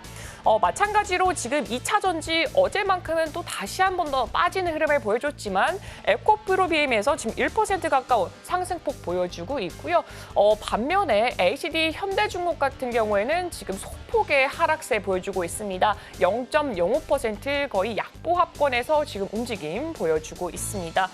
그리고 계속해서 지금 반도체 같은 경우에도 어제만큼은 뭐 모든 섹터들이 거의 다 하락불을 켰지만 최근에 다시금 이 주도주가 없어지지 않았나라는 우려감이 있었지만 한미반도체 0.69% 상승하고 있습니다. 그럼 이어서 다른 쪽도 한번 살펴보도록 하겠습니다. 지금 금융 쪽 한번 살펴보면 좋을 것 같은데요.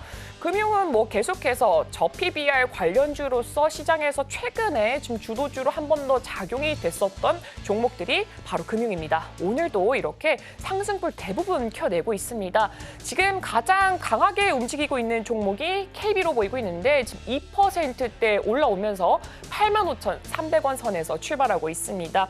그 다음으로는 이제 신한금융 지주를 한번 살펴볼 수 있을 것 같은데요. 마찬가지로 1% 좀 강한 흐름 보여주고 있습니다. 반면에 지금 보험 쪽은 약세를 보여주고 있습니다. 삼성생명 같은 경우는 0.3% 떨어지고 있고요. 마찬가지로 삼성화재, 해상보험 같은 경우에는 0.1% 큰 폭은 아니지만 지금 약보합권에서 움직이는 흐름 나타내고 있습니다. 지주사 마찬가지로 지금 모두 다 상승불 켜내고 있고요. 어제와는 정말 사뭇 다른 분위기 나타내고 있습니다. 그렇다면 다른 쪽도 한번 살펴보도록 하겠습니다. 그러면 제약바이오 쪽 한번 살펴보도록 하겠습니다. 의료기술 쪽으로 한번 넘어가 보면 좋을 것 같은데요. 삼바 같은 경우에는 오늘은 0.63% 거의 1% 가까운 하락폭 현재 그려내고 있고요. 반면에 셀트리온 같은 경우에는 1% 가까운 상승폭으로 지금 양 종목 같은 경우에는 다른 흐름을 좀 보여주고 있습니다. 알테오젠 같은 경우는 현재 0.49% 하락하면서 진행 중입니다. 그럼 이어서 다음 종목들도 한번 전체적으로 살펴보도록 하겠습니다. 그 다음으로 살펴볼 거는 테크놀로지 서비스 쪽으로 한번 확인해 보도록 하겠습니다. 테크놀로지 서비스 같은 경우에는 인터넷 혹은 게임주 같은 걸로 많이 구성이 되어 있는데요. 오늘 같은 경우에는 게임 쪽에서 좀 강한 흐름 보여주고 있습니다. 크래프톤 같은 경우에는 그동안 이슈가 있었음에도 불구하고 잘 움직이지 않던 종목인데 오늘 장 초반부터 1.45% 강하게 출발하고 있고요. 넷마블 같은 경우에도 3.5% 꽤나 큰 폭의 상승세 보여주면서 현재 출발하고 있습니다. NC소프트도 마찬가지로 2% 그리고 시프트업 같은 경우에도 그동안 좀 주목도가 낮지 않았나라는 우려감이 있었지만 1.8% 상승 출발하고 있습니다. 다음 것도 한번 살펴보도록 하겠습니다. 전체적으로 한번 확인을 해보자면 다음으로는 한번 인더스트리 쪽으로 살펴보면 좋을 것 같습니다. 지금 삼성물산 같은 경우에는 0.3% 조금의 하락폭을 좀 키워내고 있고요. 마찬가지로 지금 모두 다 약보합권에서 움직이고 있습니다. 그럼 다음 것도 한번 살펴보도록 하겠습니다. 다음은 한번 이렇게 이송 배달 쪽을 살펴보도록 하겠습니다. 최근에 중국에서 계속해서 지표가 발표가 되는데 중국이 혹시 경기 침체가 오지 않았을까라는 우려감 계속해서 나오면서 그 관련 종목들, 중국과 관련된 종목들이 뭐 화장품도 있겠고 아니면은 카지노, 아니면 항공, 운송들을 꼽을 수가 있는데 그래서 그동안 좀 지지부진한 흐름을 보여줬습니다. 하지만 오늘만큼은 좀 상승부를 켜내고 있습니다. HMM 보통주 같은 경우에도 0.98%, 1% 가까운 상승세 보여주고 있고요. 대한항공도 오늘 올라오고 있습니다. 1.8% 상승했습니다. 지금까지 이 시장 속에서 움직이는 종목들 확인해봤습니다. 네, 계속해서 개장 분위기 살펴보도록 하겠습니다. 양 시장은 오늘 강보합 수준에서 출발하고 있고요. 일단은 봤을 때는 0.67% 상승하면서 2,600선 거의 다다랐습니다. 2,598선에서 현재 움직이고 있고요. 코스닥 상황도 함께 살펴보시면 0.64% 상승하면서 736선까지 현재 올라와 있습니다. 이어서 수급 동향 함께 체크해 보도록 하겠습니다. 오늘 코스피 시장 안에서는 기관과 외국인 투자자가 좀 덜어내고 있습니다. 앞서서 개장하기 전에 우리 본부장님과 이야기 나눠봤을 때 현물 시장 안에서 외국인과 기관 투자자 어떻게 수급 포지션 잡아가는지 보자라고 말씀해 주셨는데 일단 출발은 마이너스권에서 매도 우위 보이고 있습니다. 코스닥도 함께 살펴보시죠. 비슷합니다. 기관과 외국인 투자자 지금 함께 덜어내는 모습 코스닥 시장에서도 보고 있고요. 이거 개인 투자자가 막아내고 있습니다. 이어서 오늘 좀 움직이고 있는 상위 테마들 함께 살펴보도록 하겠습니다. 먼저 STO, 토큰 증권 관련주들 추가적인 상승세 이어갑니다. 원래는 갤럭시와 머니트리가 가장 대장주로서 움직임을 좀 보였었는데 이제 조금 움직임이 변동이 좀 있습니다. K옥션까지 내려오면서 16.59% 상승을 켜고 있고요. 서울옥션도 8.12% 상승하고 있습니다. 아무래도 조각 투자 이야기도 나오다 보니까 이쪽도 좀 강세 보이고 있는 것 같습니다. 이어서 다음 테마도 함께 살펴보겠습니다. 이번에는 딥페이크 함께 볼 텐데요. SP소프트 5.37%, 이스트소프트도 4.25%, 센즈랩 같은 경우에 18% 가장 강세 지금 보이고 있습니다. 무료로 딥페이크를 걸러낼 수 있는 시스템을 좀 제공한다라는 소식 전해진 바 있습니다. 함께 보시면 좋겠고요. 이어서 다음 테마 함께 좀 보도록 하겠습니다. 오늘 오랜만에 카지노 쪽에서 좀 강세를 보이고 있습니다. 강원랜드가 7.42% 상승하고 있는데 문체부에서 카지노 면적이랑 게임 기구 수를 확대하겠다. 그리고 외국인이 할 수 있는 베팅 한도도 늘리겠다라는 소식이 좀 전해지게 되면서 카지노가 전반적으로 좀 같이 올라갑니다. 강원랜드가 가장 주도해서 이끌고 가고 있다라는 부분도 함께 좀 체크해드리도록 하겠습니다. 자, 본부장님 전반적인 움직임은 좀 살펴봤는데 네. 본부장님께서 보시는 시선은 좀 어떨까요? 일단 수급 자체만으로 봤을 때는 또 마이너스 매도 우위네요.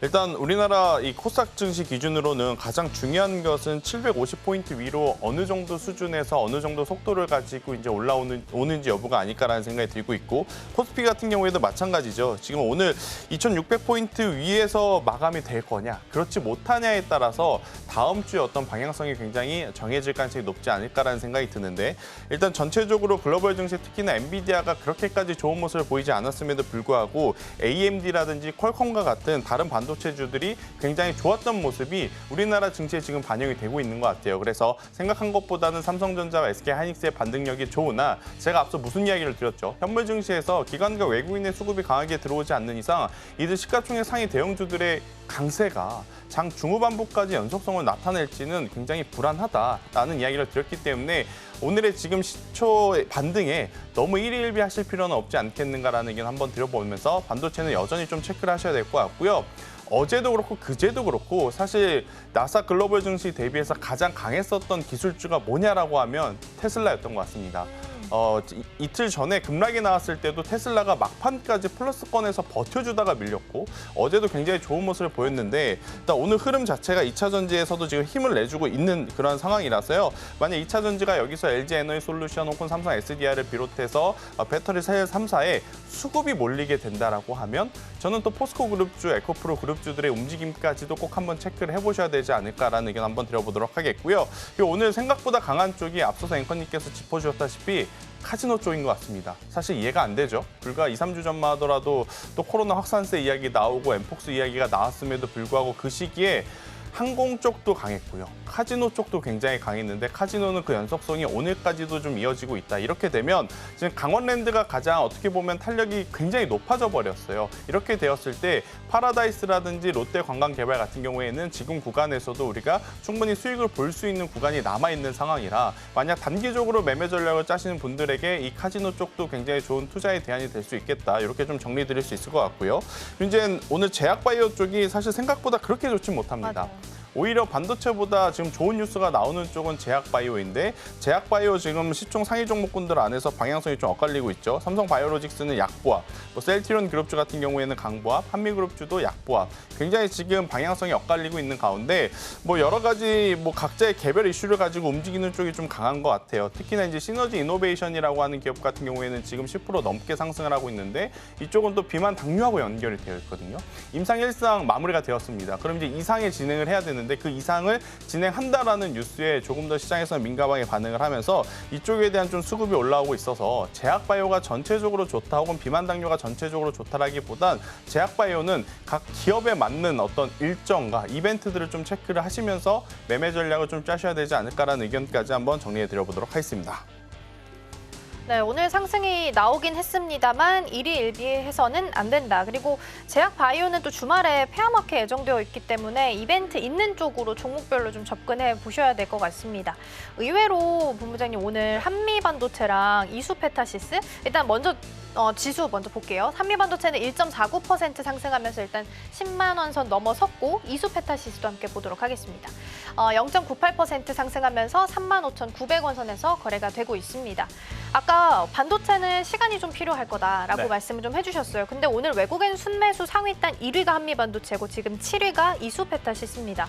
외국인이 이렇게 담아간다는 건 그래도 소부장따는 가격 메리트 있다고 판단하는 걸까요? 확실히 메리트가 있습니다. 지금 말씀드리는 한미반도체 이수페타시스 말고도 테크인과 같은 혹은 PSK 홀딩스와 같은 기업들 여러분들이 지금 HTS, MTS 켜보셔서 수급 화면을 보시면 최근 2, 3거래일 동안 많이 밀렸잖아요. 그 기간 안에 외국인들은 담아냈어요. 그러니까 물리더라도 외국인들도 지금 매수를 하고 있다는 거예요. 하지만 제가 앞서서도 말씀드렸다시피 굉장히 주가의 어떤 상승 변동이 나올 만한 이 추세를 좀 전환을 할 만한 이벤트들이 조금 없다.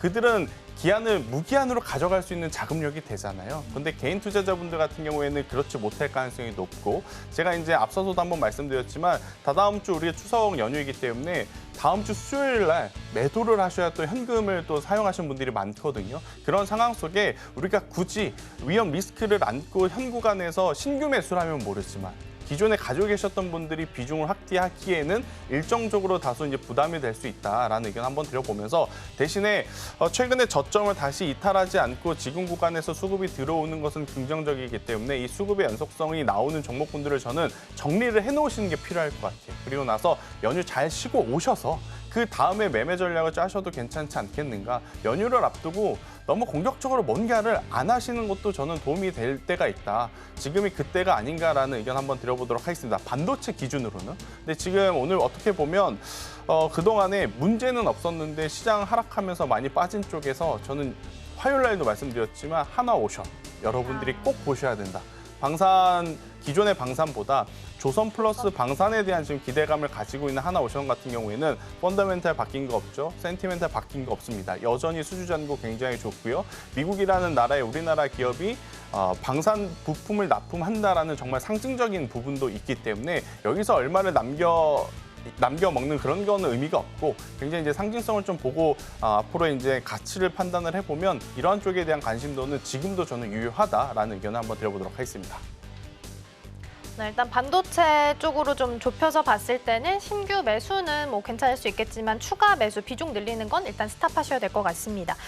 이벤트 일단 추석 다음 주 예정되어 있기 때문에 이거 잘 보내고 나서 전략적으로 좀 짜보시면 좋을 것 같고요. 오히려 한화오션 쪽 방산도 있고 지금 조선도 같이 가고 있고 지금 MRO 시장 진출 이벤트도 있기 때문에 오히려 이쪽 펀더나 센티 변화 없는 쪽으로 보시는 게 훨씬 더 좋을 것 같습니다.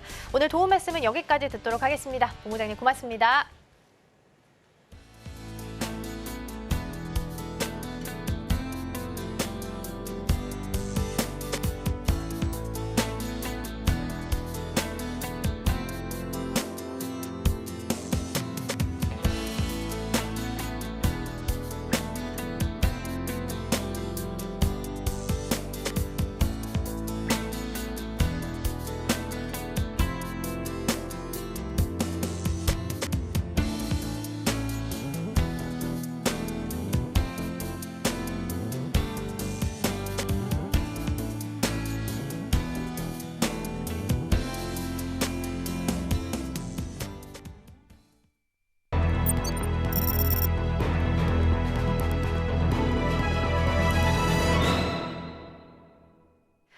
카메라 시작해 보도록 하겠습니다. 오늘 도움 말씀에는 이코노미 리서치 이슬이 전문가 자리해 주셨습니다. 전문가님 어서 오세요. 네, 안녕하세요.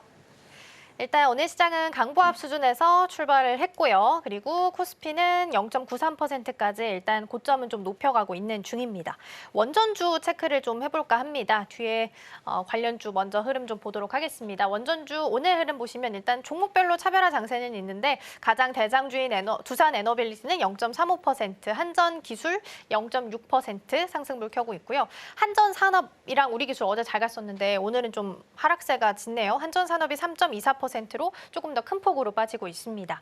노이즈가 계속 있지만 어제는 체코 총리 특사 코멘트 나오면서 원전주가 일부 종목들이 좀 강세를 보였습니다.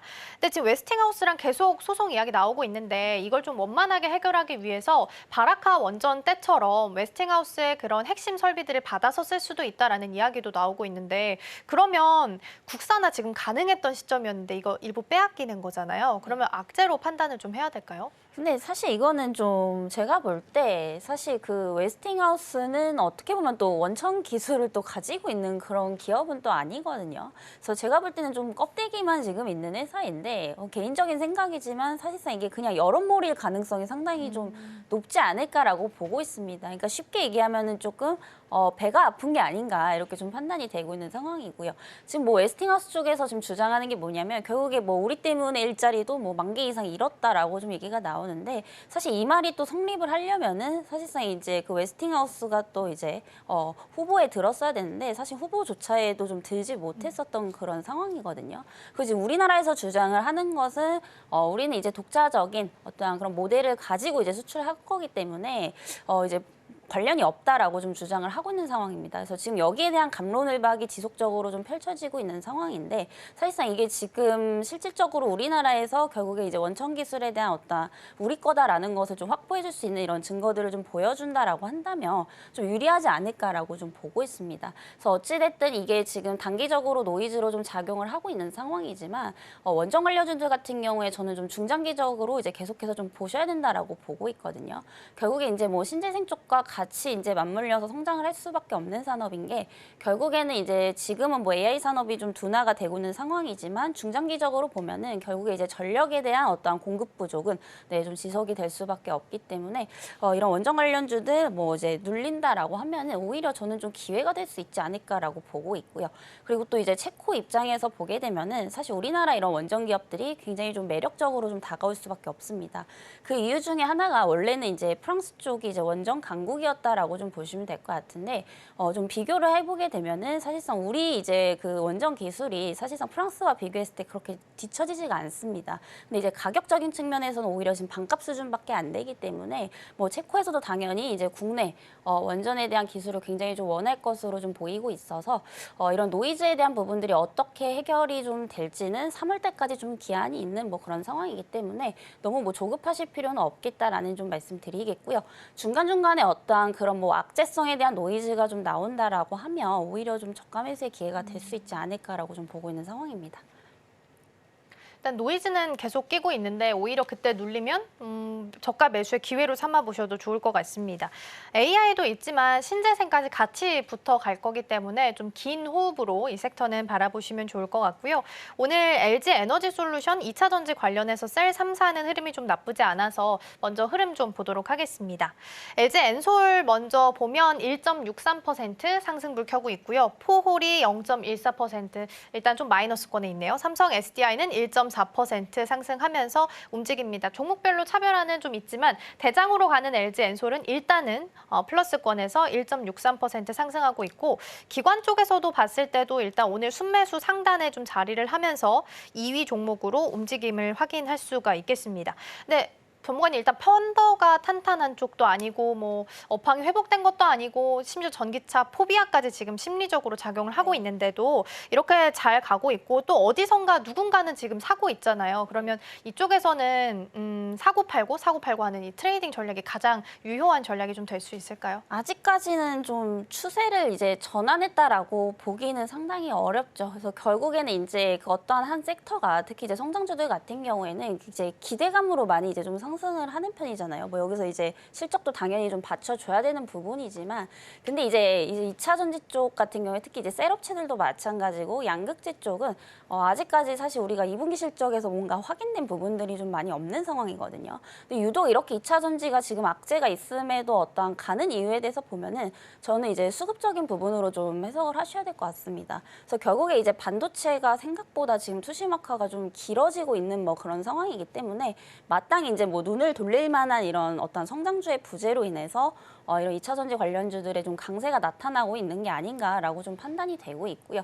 결국에 이제 악재 해소를 못하면 중간중간에 좀 노이즈가 나올 수밖에 없는 그런 측면에서 봤을 때 사실상 이제 뭔가 저점이다라고 생각하고 뭔가 비중을 실어서 이제 좀 공격적으로 들어가신다라든지 이 부분은 이제 조금 신중을 하시는 게 좀 좋지 않을까라는 좀 말씀드리도록 하겠고요.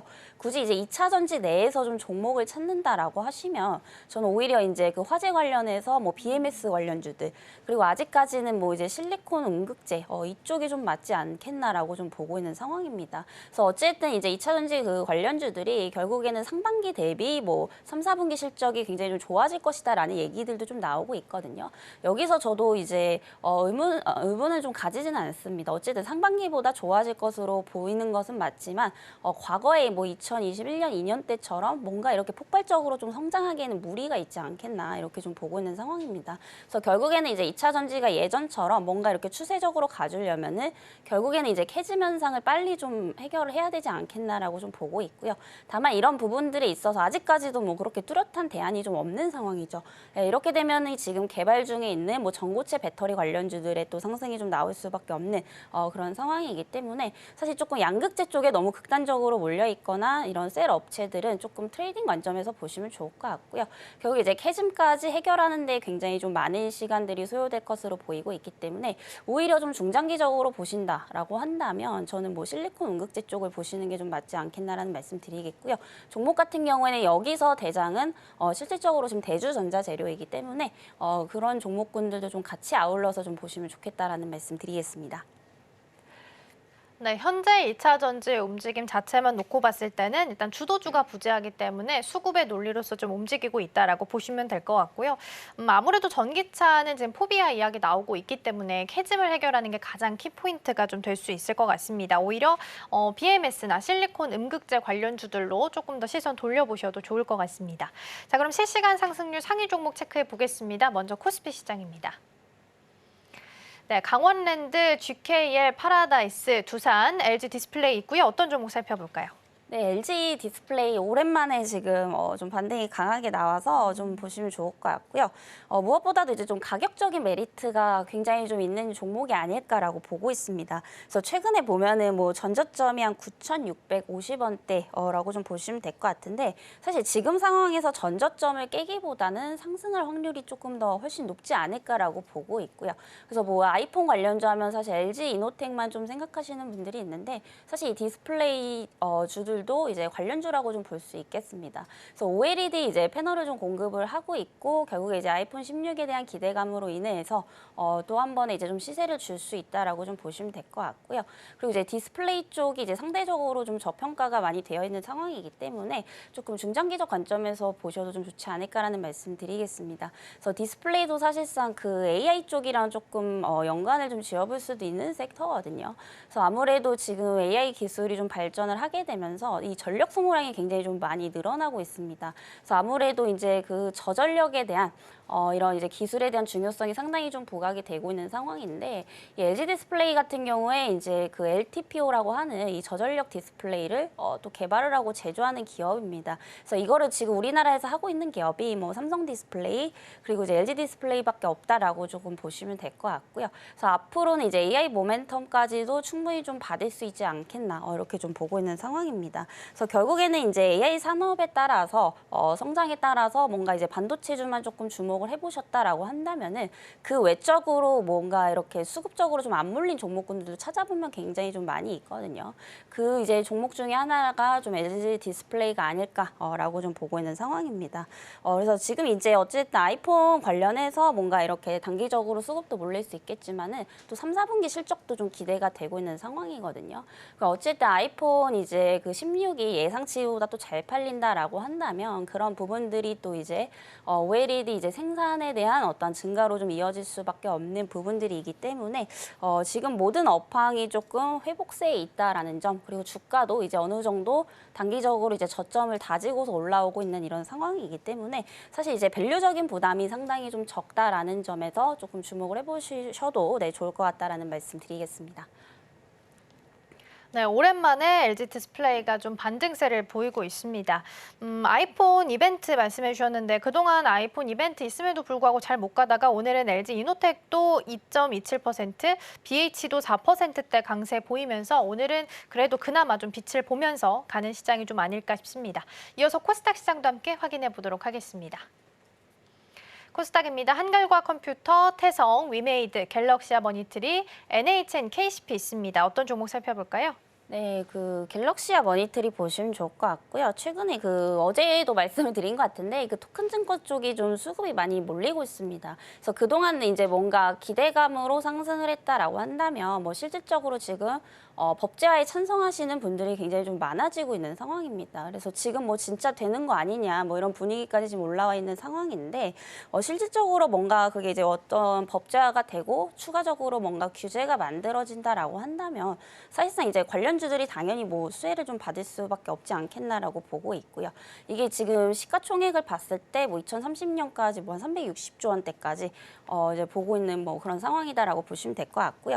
뭐 이와 관련돼서 지금 오늘 연속적으로 관련주들의 좀 상승세가 좀 이어지고 있는 그런 상황입니다. 그래서 지금 이제 갤럭시아 머니터리 같은 경우에 이제 그 다른 종목들과 비교했을 때는 사실상 좀 상승폭이 좀 적은 편이지만은 오히려 조금 그런 이제 상승폭이 좀 적기 때문에 조금 만약에 이제 신규적으로 접근을 하시는 분들은 이미 너무 올라와 있는 종목들보다는 조금 덜 올라 있는 종목을 좀 보시는 게 좀 낫다라는 측면에서 봤을 때 이 종목도 한번 눌렸을 때 한번 접근을 해보셔도 좋지 않을까라는 말씀 드리겠고요. 그리고 오늘 보면은 사실상 좀 이벤트성 있는 종목군들이 상당히 많이 상승을 하고 있습니다. 특히 이제 뭐 게임주나 미디어 쪽도 조금 상승이 나오고 있는데 지금 아무래도 이제 그 반도체 쪽에 있어서 수급이 좀 많이 분산이 되다 보니까 결국에 이제 액티브 장세로 또 갈 가능성이 상당히 높습니다. 그래서 하나하나의 이슈 굉장히 좀 민감하게 반응을 할 가능성이 상당히 높다라고 보고 있고요. 결국에 이제 9월에 한 해는 뭔가 주도 업종 부재로 이어질 가능성이 높기 때문에 이런 이슈 있는 종목들도 사실상 트레이딩 관점에서는 한 번쯤 조금 건드려 보셔도 좀 좋지 않을까라는 말씀 드리겠고요. 다만 워낙에 조금 변동성이 강한 이제 그런 종목군들이기 때문에 항상 뭐 목표가와 손절가는 진입 전에 한번 참고를 하셔서 접근을 해보시면 좋겠다라는 말씀 드리겠습니다. 네, 갤럭시아 머니터리 살펴봤습니다. STO 관련해서 추가적인 상승은 좀 며칠째 이어가고 있는 중입니다. 다음 주에 이벤트가 있죠. 법안 재발의 이벤트 있으니까 그때까지도 함께 보시면 좋을 것 같습니다. 오늘 상위 테마들도 함께 좀 살펴보도록 하겠습니다. 첫 번째 테마부터 함께 보시죠. 오늘 첫 번째로는 지금 증권 자리하고 있습니다. 그동안 시장이 좀 부재했을 때, 주도주가 부재했을 때 그나마 좀 잘 방어해 준 쪽이 아니었을까 싶고 증권은 또 밸류업이랑 같이 연관이 좀 되어 있기 때문에 이 부분도 좀 9월에 밸류업 지수 발표있기 때문에 같이 보시면 좋겠습니다. 딥페이크는 여전히 보안주 관련해서 며칠째 좀 강세 계속해서 이어가고 있고 카지노는 앞서서 언급드린 것처럼 문체부에서 강원랜드 쪽에다가 카지노 면적이랑 게임 기구 확대하고 또 외국인이 베팅할 수 있는 한도를 좀 높이겠다라는 이야기 나오게 되면서 전반적으로 카지노가 오늘 오랜만에 좀 힘을 받아가고 있는 모습입니다. 전문가님, 이 중에서 어떤 테마를 좀 살펴보면 좋을까요? 네, 아무래도 또 이제 그 9월이니만큼 또 이제 배당 테마를 좀 보셔야 된다라는 관점에서 증권주들 보시면 좋을 것 같고요. 우선은 이제 대선까지 앞둔 한 해라서 상당히 좀 조심스러울 수밖에 없는 그런 상황인데 사실 이런 금융 증권주들 같은 경우에는 항상 그 대선 시기 때 시장에 이런 아웃퍼폼하는 그런 모습들을 상당히 좀 많이 보여줬었거든요. 그래서 이제 뭔가 연말로 갈수록 또 이제 그 배당주에 대한 어떤 수급 쏠림도 좀 기대를 해볼 수가 있기 때문에 뭔가 이렇게 좀 변동성이 강한 장세에서 뭔가 트레이딩에 이제 좀 자신이 없다라고 하시는 분들은 이 고배당주 쪽도 지속적인 좀 관심을 가지실 필요가 있겠다라는 좀 말씀드리겠습니다. 그리고 이제 이쪽 종목들이 이제 또 굉장히 좀 주가 방어를 좀 잘해주고 있다라고 좀 보시면 될 것 같은데 그때 이제 패닉 셀링 이후에 경우에 보게 되면은 사실 주가에 대한 리바운드가 또 가장 컸던 게 뭐 바이오 그리고 이제 금융증권 쪽이었거든요. 그래서 이런 부분들을 보면은 이제 시장이 좀 많이 하락을 했었어도 상대적으로 어느 정도 수급적으로 좀 방어를 많이 해줬던 그런 모습들을 많이 보여줬기 때문에 앞으로 이제 연말까지 시장에 대한 어떤 불확실성이 좀 이어진다라고 한다면은 수급은 갈수록 더 몰릴 수밖에 없지 않겠나라고 좀 보여지고 있는 상황입니다. 그리고 이제 증권주 쪽을 조금 더 중심으로 보시는 게 좋을 것 같은데 물론 이제 배당 매력은 사실상 금융 지주사가 가장 높습니다. 그래서 증권사랑 이제 비교를 했을 때 증권사 쪽은 상대적으로 좀 낮은 편이지만 실질적으로 이제 금리 인하를 했을 때 이제 또 이제 어떠한 수혜를 볼 수 있는 게 이제 증권주 쪽이다라고 좀 보시면 될 것 같습니다. 그래서 결국에 이제 금리 인하를 하게 되면은 위험 자산에 대한 선호 심리가 상당히 높아질 수밖에 없습니다. 뭐 부동산이라든지 주식 등 이렇게 되면 이제 투자 예탁금이 좀 증가를 하게 되죠. 그래서 이제 채권 평가에 대한 어떤 손익 부분도 충분히 좀 개선이 될 수가 있는 이런 상황이기 때문에 지주사 쪽도 같이 배당 관점으로 보시되 또 금리 인하에 따른 수혜는 이쪽 증권 쪽도 좀 같이 보셔야 된다라는 관점에서 좀 주목을 해보시면 좋을 것 같고요. 그리고 이제 종목 선별도 좀 중요할 것 같습니다. 그래서 최근에는 사실 이제 대형주단 말고 중소형주단이 이제 좀 계속해서 좀 상승이 나왔던 그런 상황인데 사실 이제 중소형단 같은 경우에는 아직까지는 조금 리스크가 있다라고 보시면 될 것 같아요.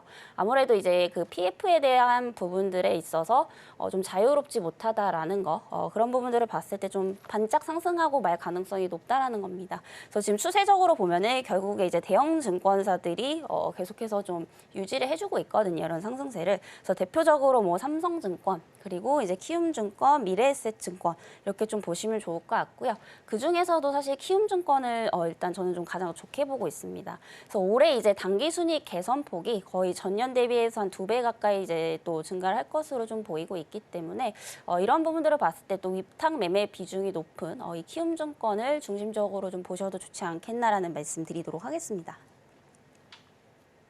네, 증권주 먼저 좀 살펴봤습니다. 그러면 오늘 증권주 살펴보긴 했는데 밸류업 지수 9월에 발표되잖아요. 그러면 증권, 보험, 은행 가장 대표적인 섹터로 보자면 어떤 쪽이 가장 매력도 높다고 보세요? 그럼에도 증권일까요? 근데 사실 그 배당 매력을 보면은 지주사들을 좀 따라올 수는 없을 것 같아요. 워낙에 그 지주사들 쪽에서 이제 배당이 이제 높으면은 뭐 8%, 9%대까지 또 나오기 때문에 만약에 나는 진짜 배당이 목적이다라고 하시는 분들은 사실상 이제 그 금융 지주사 쪽을 좀 보시는 게 맞지 않겠나라고 좀 보고 있는 상황이고요. 다만 이제 어떤 금리 인하에 대한 기대감 이런 부분들에 대한 수익까지 좀 보고 싶다라고 하시는 분들은 방금 말씀드렸다시피 증권주 쪽도 한번 보시면 좋겠다라는 말씀 드리겠고요. 그리고 사실 증권 쪽도 지금 주주환원 관련해서 좀 발표를 많이 하고 있습니다. 특히 키움증권 같은 경우에 뭐 주주환원 이제 앞으로 30% 이상 하겠다라고 지금 또 얘기가 나온 만큼 이런 이제 밸류업 관련해서도 또 수혜를 볼 수 있겠지만은 아직까지 이제 배당 수익률 측면에서는 금융지주사보다는 조금 떨어지는 그런 상황이기 때문에 정말 이제 뭐 시세 차익보다도 고배당을 노리시는 분들은 금융지주사 쪽을 좀 보시는 게 맞지 않겠나. 라는 말씀 드리겠습니다. 일단 증권 섹터 함께 좀 살펴봤습니다. 금리 인하가 진행이 된다면 위험자산 선호 심리가 높아질 거기 때문에 이에 대한 수혜도 받아갈 수 있겠다. 그리고 본다면 PF 리스크가 남아있는 중소형보다는 대형주 위주로 보자라고 정리를 좀 해주셨습니다.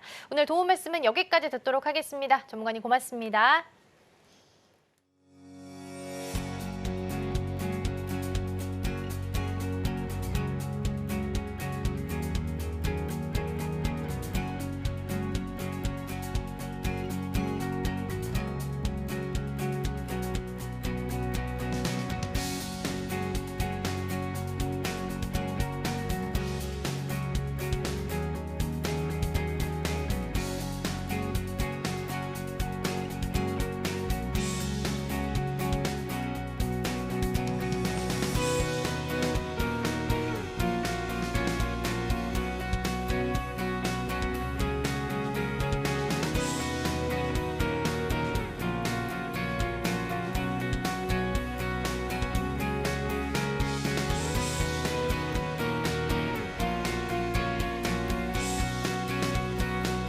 네, 계속해서 오늘 방송에서 나왔던 종목들 다시 한번 리뷰해보는 시간 가져보도록 하겠습니다. 먼저 증시 7로 함께 이동해 보시죠. 오늘 전반적인 통신주 좀 짚어봤습니다. 요즘 지수가 너무 부진한 상황이고 주도주도 부재하다 보니까 오히려 시선이 이걸 좀 잘 막아줄 수 있는 쪽으로 좀 돌리고 있습니다. 경기 방어주 중에 대표적인 종목이죠. 통신주. SK텔레콤이 0.71%, KT가 2%대 강세를 좀 보이고 있습니다. 각자 다 AI 산업도 하고 있지만 데이터 사업까지 사업 다각화를 좀 이루고 있는 중이고요. 주파수 할당에 의해서 지금 실적도 계속 좋아질 수 있겠다라는 부분도 기대해 보셔도 좋을 것 같습니다. 다음 종목 보겠습니다. 이번에는 삼성물산 함께 체크를 좀 해보도록 할 텐데요. 우리 증시 8 오민 전문가님의 탑픽 종목이었습니다. 지수가 하락했을 때 밸류업 쪽으로도 지금 강세를 보이고 있는 상황이고요. 특히나 주주 환원책이 확실하게 나오는 쪽으로 시선이 좀 몰리고 있는 상황입니다. 2026년까지 자사주를 본인이 가지고 있는 것을 모두 소각하겠다라고 이야기를 했습니다. 여기서 모두가 가장 큰 포인트가 될 수 있을 것 같고요. 가장 큰 폭의 주주 환원책을 제시를 하면서 0.13% 오늘은 좀 하락을 하고 있습니다. 금리 인하가 됐을 때 수혜를 받을 수 있는 섹터 중 하나이기 때문에 함께 보셔도 좋을 것 같습니다. 이어서 증시 9로 이동해 보겠습니다. 오늘 전반적인 증권주 함께 살펴봤습니다. 그중에서도 탑픽으로 우리 이슬이 전문가가 언급했던 종목이 키움증권인데 3.7%대 강세를 보이면서 가고 있습니다. 최근 삼성증권도 잘 갔었는데 0.32% 오늘은 좀 엇갈린 흐름을 가지고 가고 있습니다. 마찬가지로 금리 인하가 됐을 때는 전반적으로 위험 쪽으로 심리가 조금 더 높아질 수 있기 때문에 이쪽에서 수혜를 좀 받아갈 수 있을 것 같고요. 9월에도 밸류업 지수 발표될 예정이고 더불어서 연내에는 ETF 상품도 출시가 될 예정입니다. 그렇기 때문에 주주 환원 정책 잘 펼치고 있는 쪽으로 보시면 좋을 것 같습니다. 탑픽 종목이었던 키움증권 같은 경우에는 지금 주주 환원을 한 30% 정도로 언급을 했기 때문에 이 점도 같이 체크 포인트로 두시면 좋겠습니다. 오늘 브리핑은 여기까지 전해드리겠습니다. 오늘의 핵심 요약입니다. 코스피는 상승 출발하면서 2,600선에 근접하고 있습니다. 원달러 환율은 1,335원 50전으로 출발해서 소폭 하락세를 보이고 있습니다. 지금 이 섹터에서는 증권 살펴봤습니다. 중소형주보다는 대형주 중심으로 관심이 유효하다라고 의견 제시했습니다. 투자하실 때 참고해보시면 좋을 것 같습니다. 네, 저희가 방송 중에 제공해드린 정보는 투자 판단을 위한 조언일 뿐 해당 종목의 가치와 수익률은 보장하지 않습니다. 저희는 내일 더 다양한 소식 준비해서 돌아오겠습니다. 시청해주신 여러분 고맙습니다.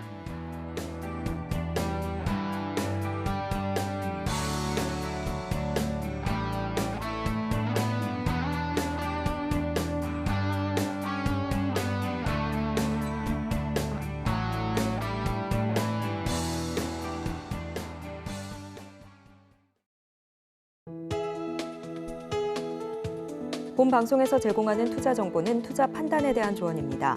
방송에서 제공하는 주식의 가치, 가격 상승 및 하락에 대해서는 방송사에서 보장하지 않습니다.